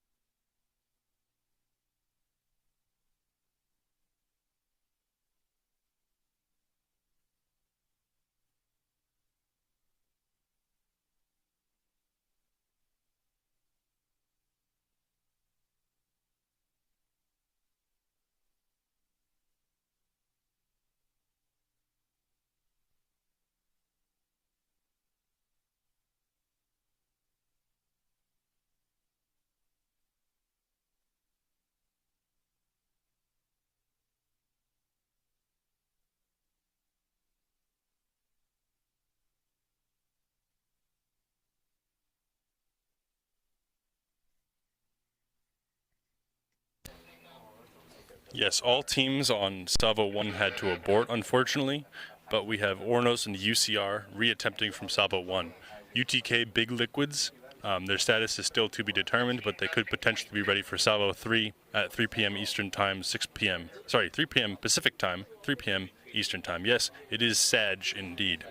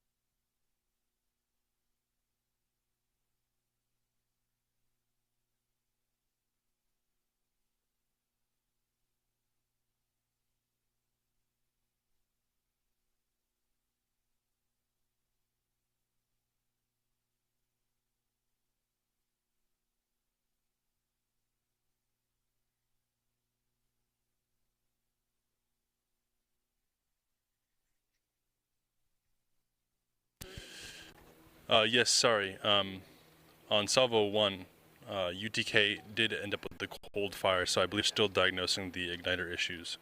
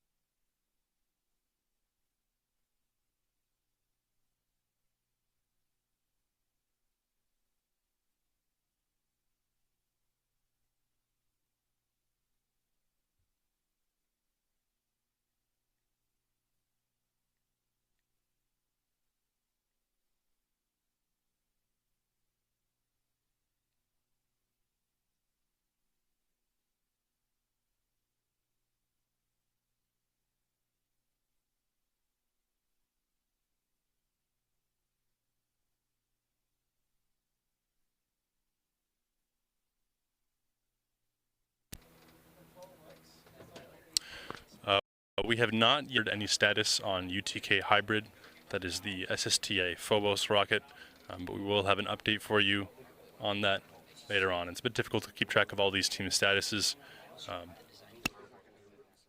And thank you very much for the compliment on our very advanced cinema.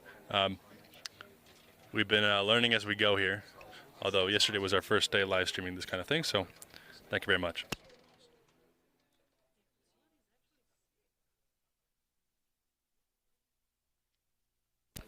Apologies for the video quality on the pad cameras, though. They appear to be cutting out every so often.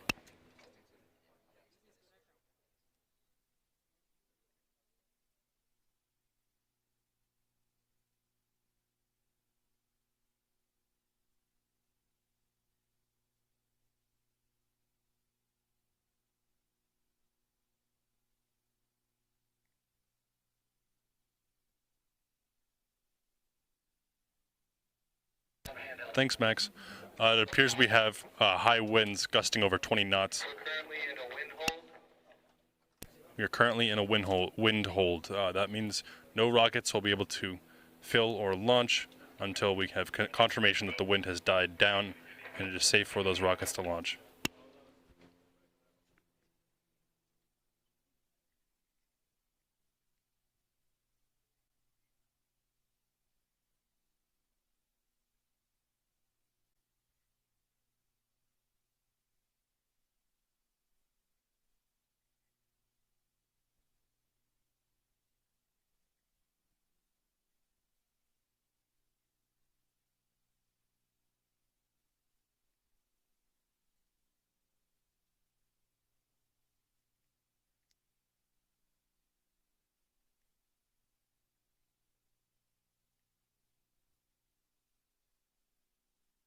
And we have word that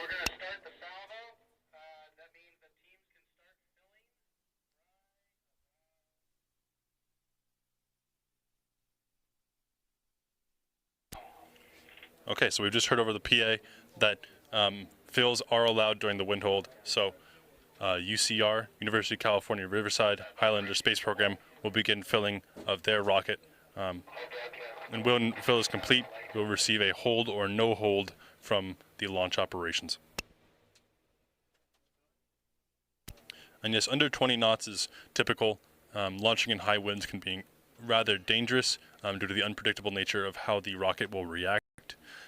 Stability for a rocket is designed to push the rocket into the wind, which keeps it stable and on a level flight, but that also means that the rocket will occasionally fly directly into the wind. So that can cause very long recoveries and also possibly flying off range. So we generally don't like to fly in high winds, and low winds are ideal because the rocket will stay stable in air without drifting too much.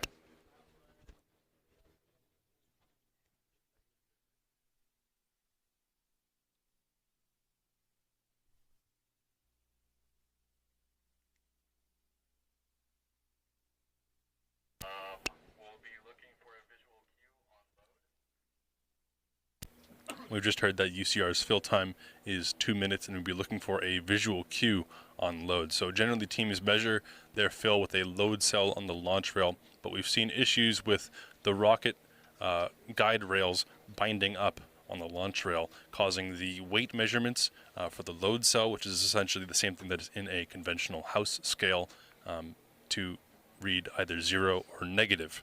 So when in doubt, we like to resort to wow, okay, I'm a bit tired. When in doubt, we tend to resort to visual cues, that is venting from the rocket, to confirm that we have full fill, but we do prefer load cells because that gives us a more exact measurement. It is Sunday, so Brigham Young University is not prepping or on site at the moment, but we're hoping to get them back tomorrow, and they'll get cooking again on getting their rocket on the rail.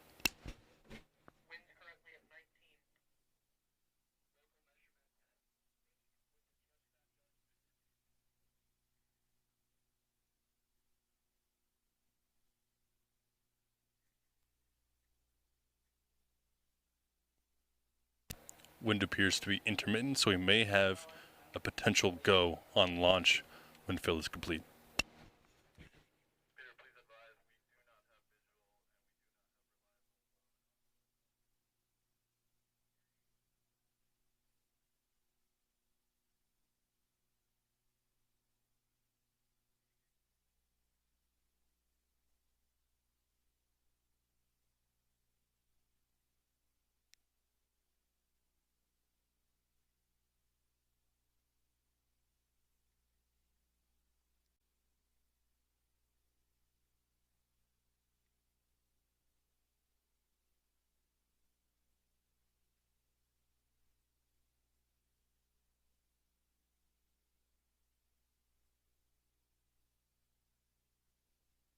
And we have visual of Phil from University of California, Riverside.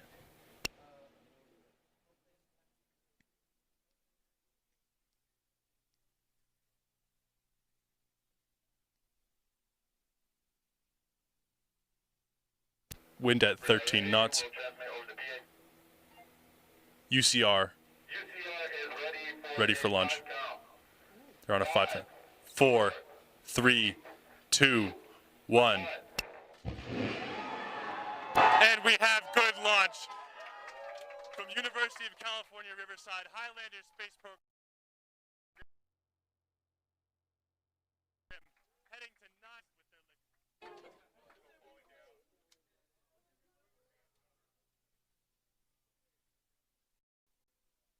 with their all teams remaining in cover during recovery. Wow, that was an incredible launch. Way to go, UCR.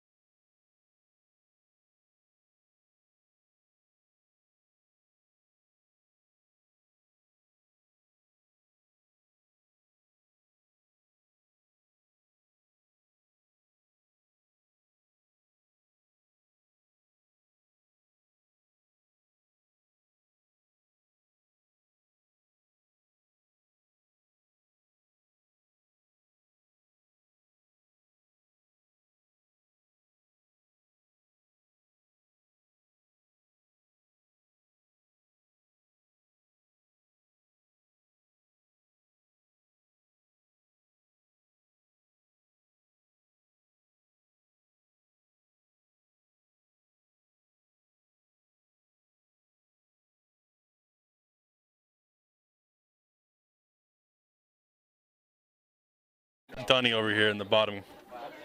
My hand's invisible. I'm off screen just to the bottom. Ornos is awaiting pressurization.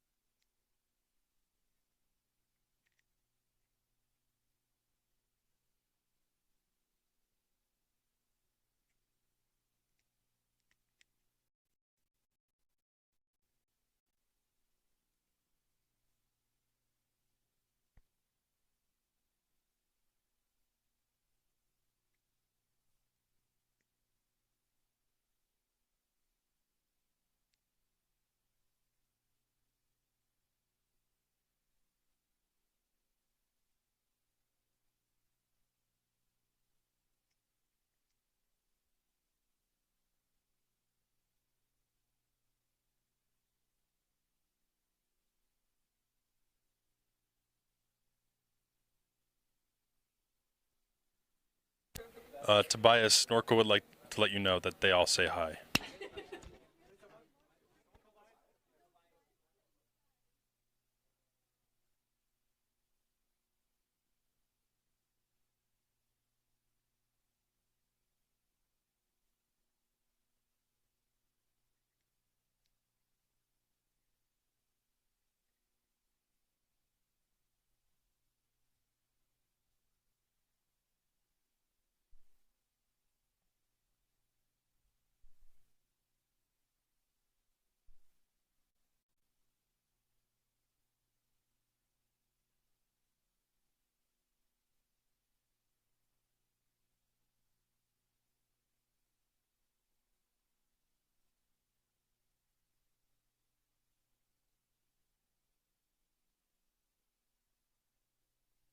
So it looks like Ornos pressure is sub-op button for a go criteria.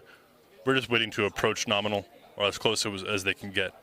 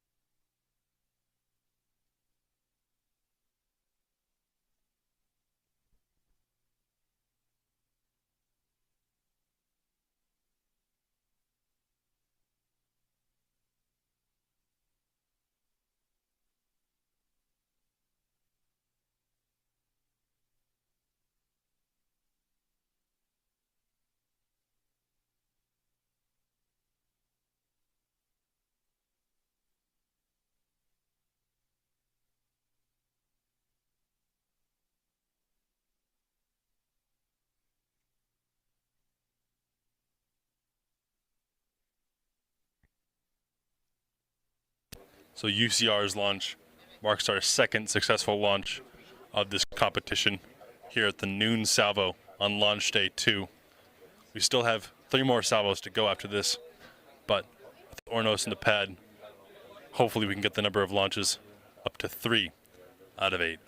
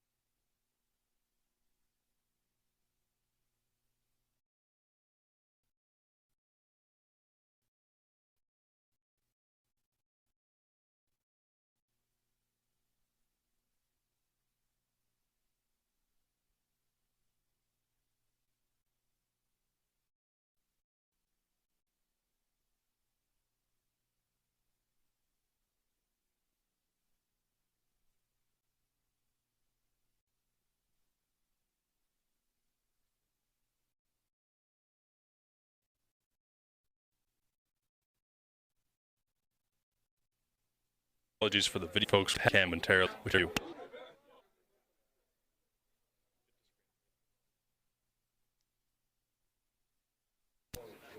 And here we have a better view of Ornos on the pad from Polytechnic Montreal.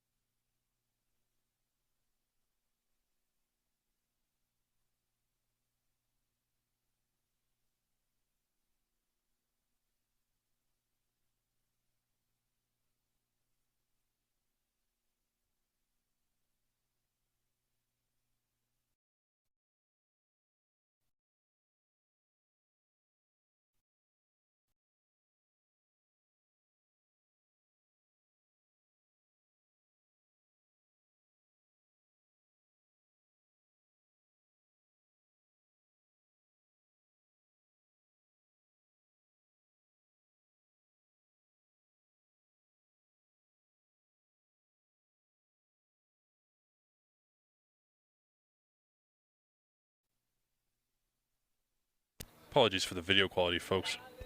The pad cameras can be a bit touchy sometimes, especially in this heat. Absolutely punishing.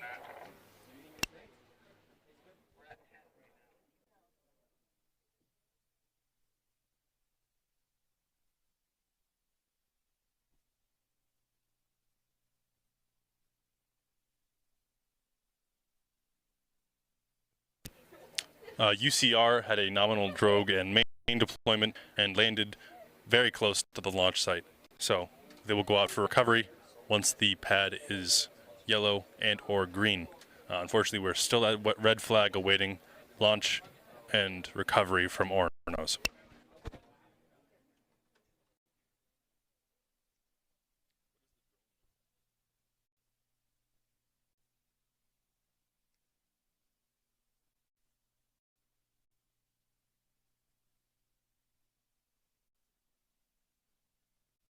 Ornos is about to go for fire. Well, yeah, because it's at the local. Ornos is in final checks. We're in 10 count. Maybe a 5 count because of the wind. Yeah, because it's set to local host.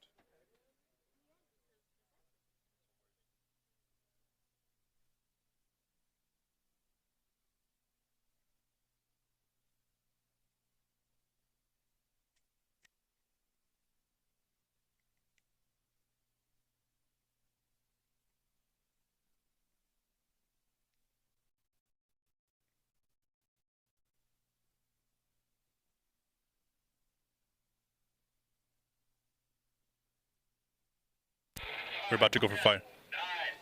8, 7, 6, 5, 4, 3, 2, 1.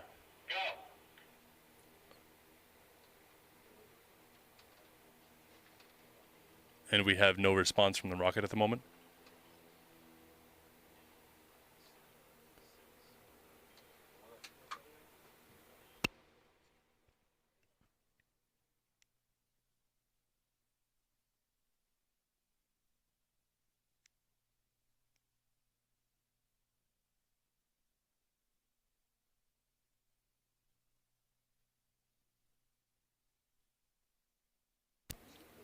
Restarting countdown. And 4, 3, 2, 1.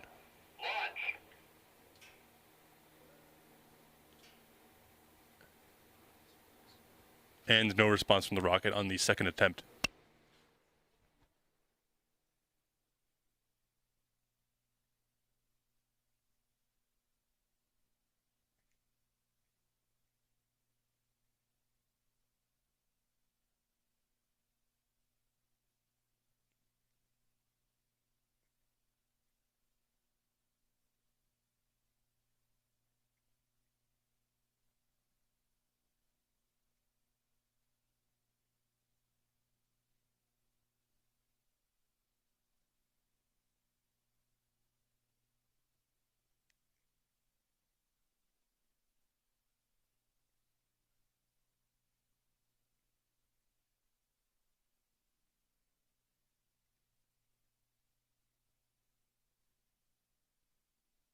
And it appears they've had an igniter issue.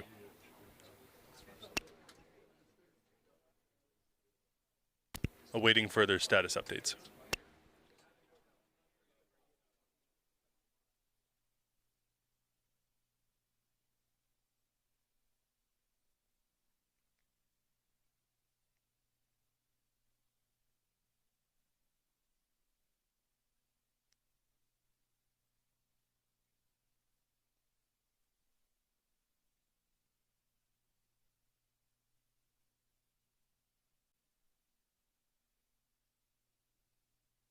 Two, one.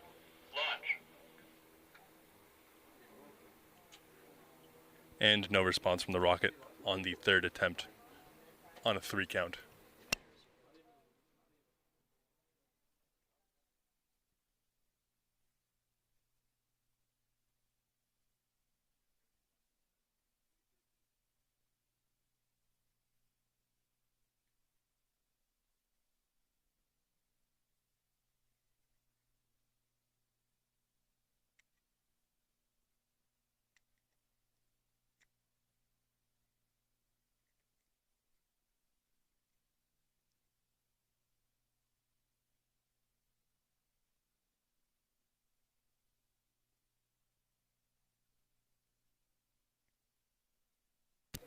Appears they have igniter overcurrent issues and are still evaluating.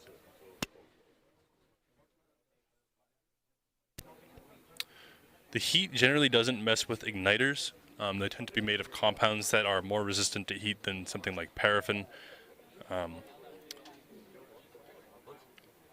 But it is possible, far more likely, that the heat is messing with the electronics that control igniters, especially mechanical relays.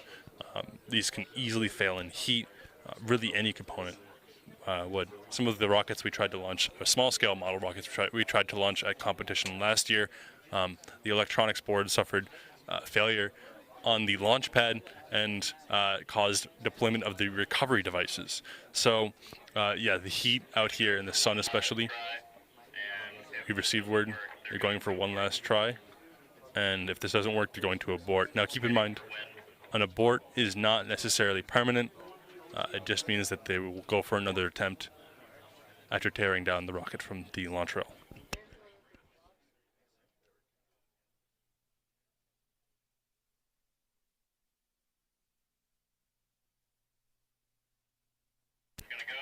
We're going for launch. 2, 1.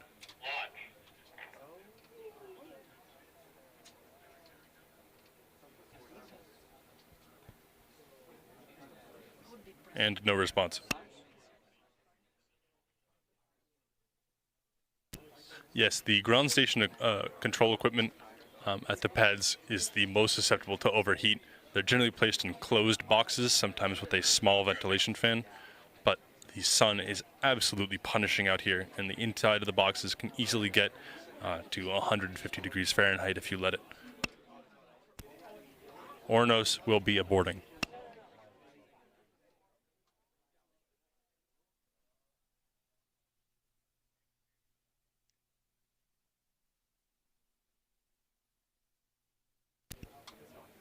Ornos will be dumping their tank very soon.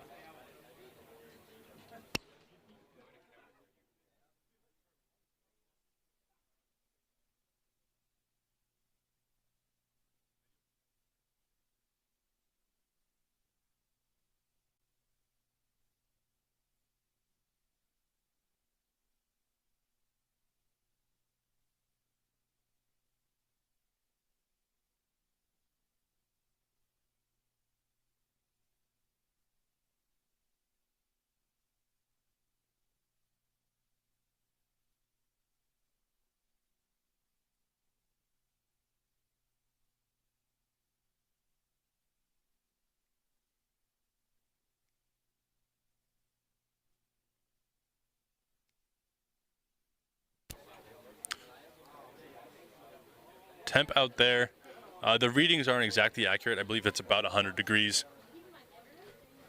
Windsock indicating about 20 knots wind.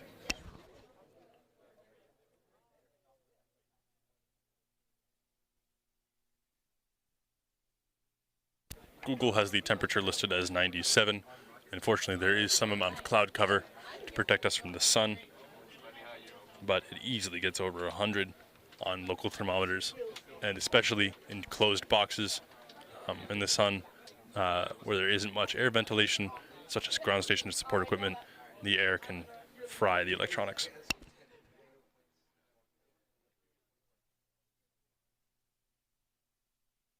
And we will see whether Ornos attempts again in Salvo 3 later today, with the winds picking up, likely past 20 knots.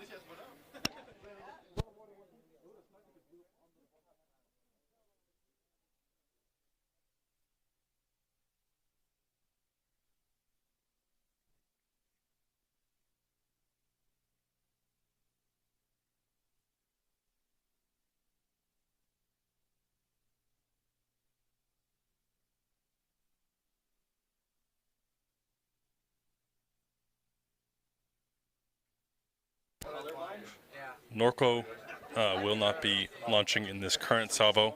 We've entered final abort and tear down criteria, but we can check in with them about what their status and plans are for the rest of today. Does anyone know whether y'all are planning on launching in Salvo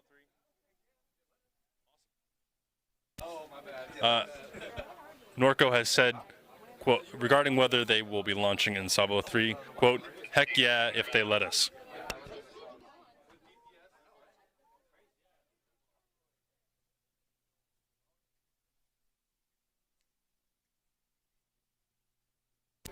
Site is moving to yellow flag. We will soon be clearing the bunkers and cutting away.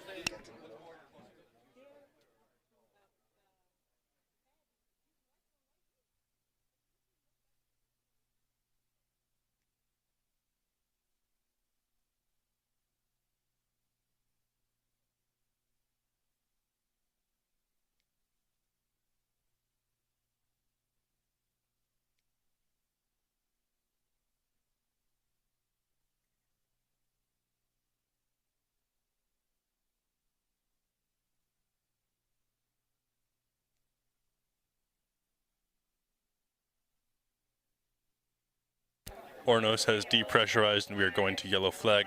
So we will be cutting away momentarily and we will be back soon.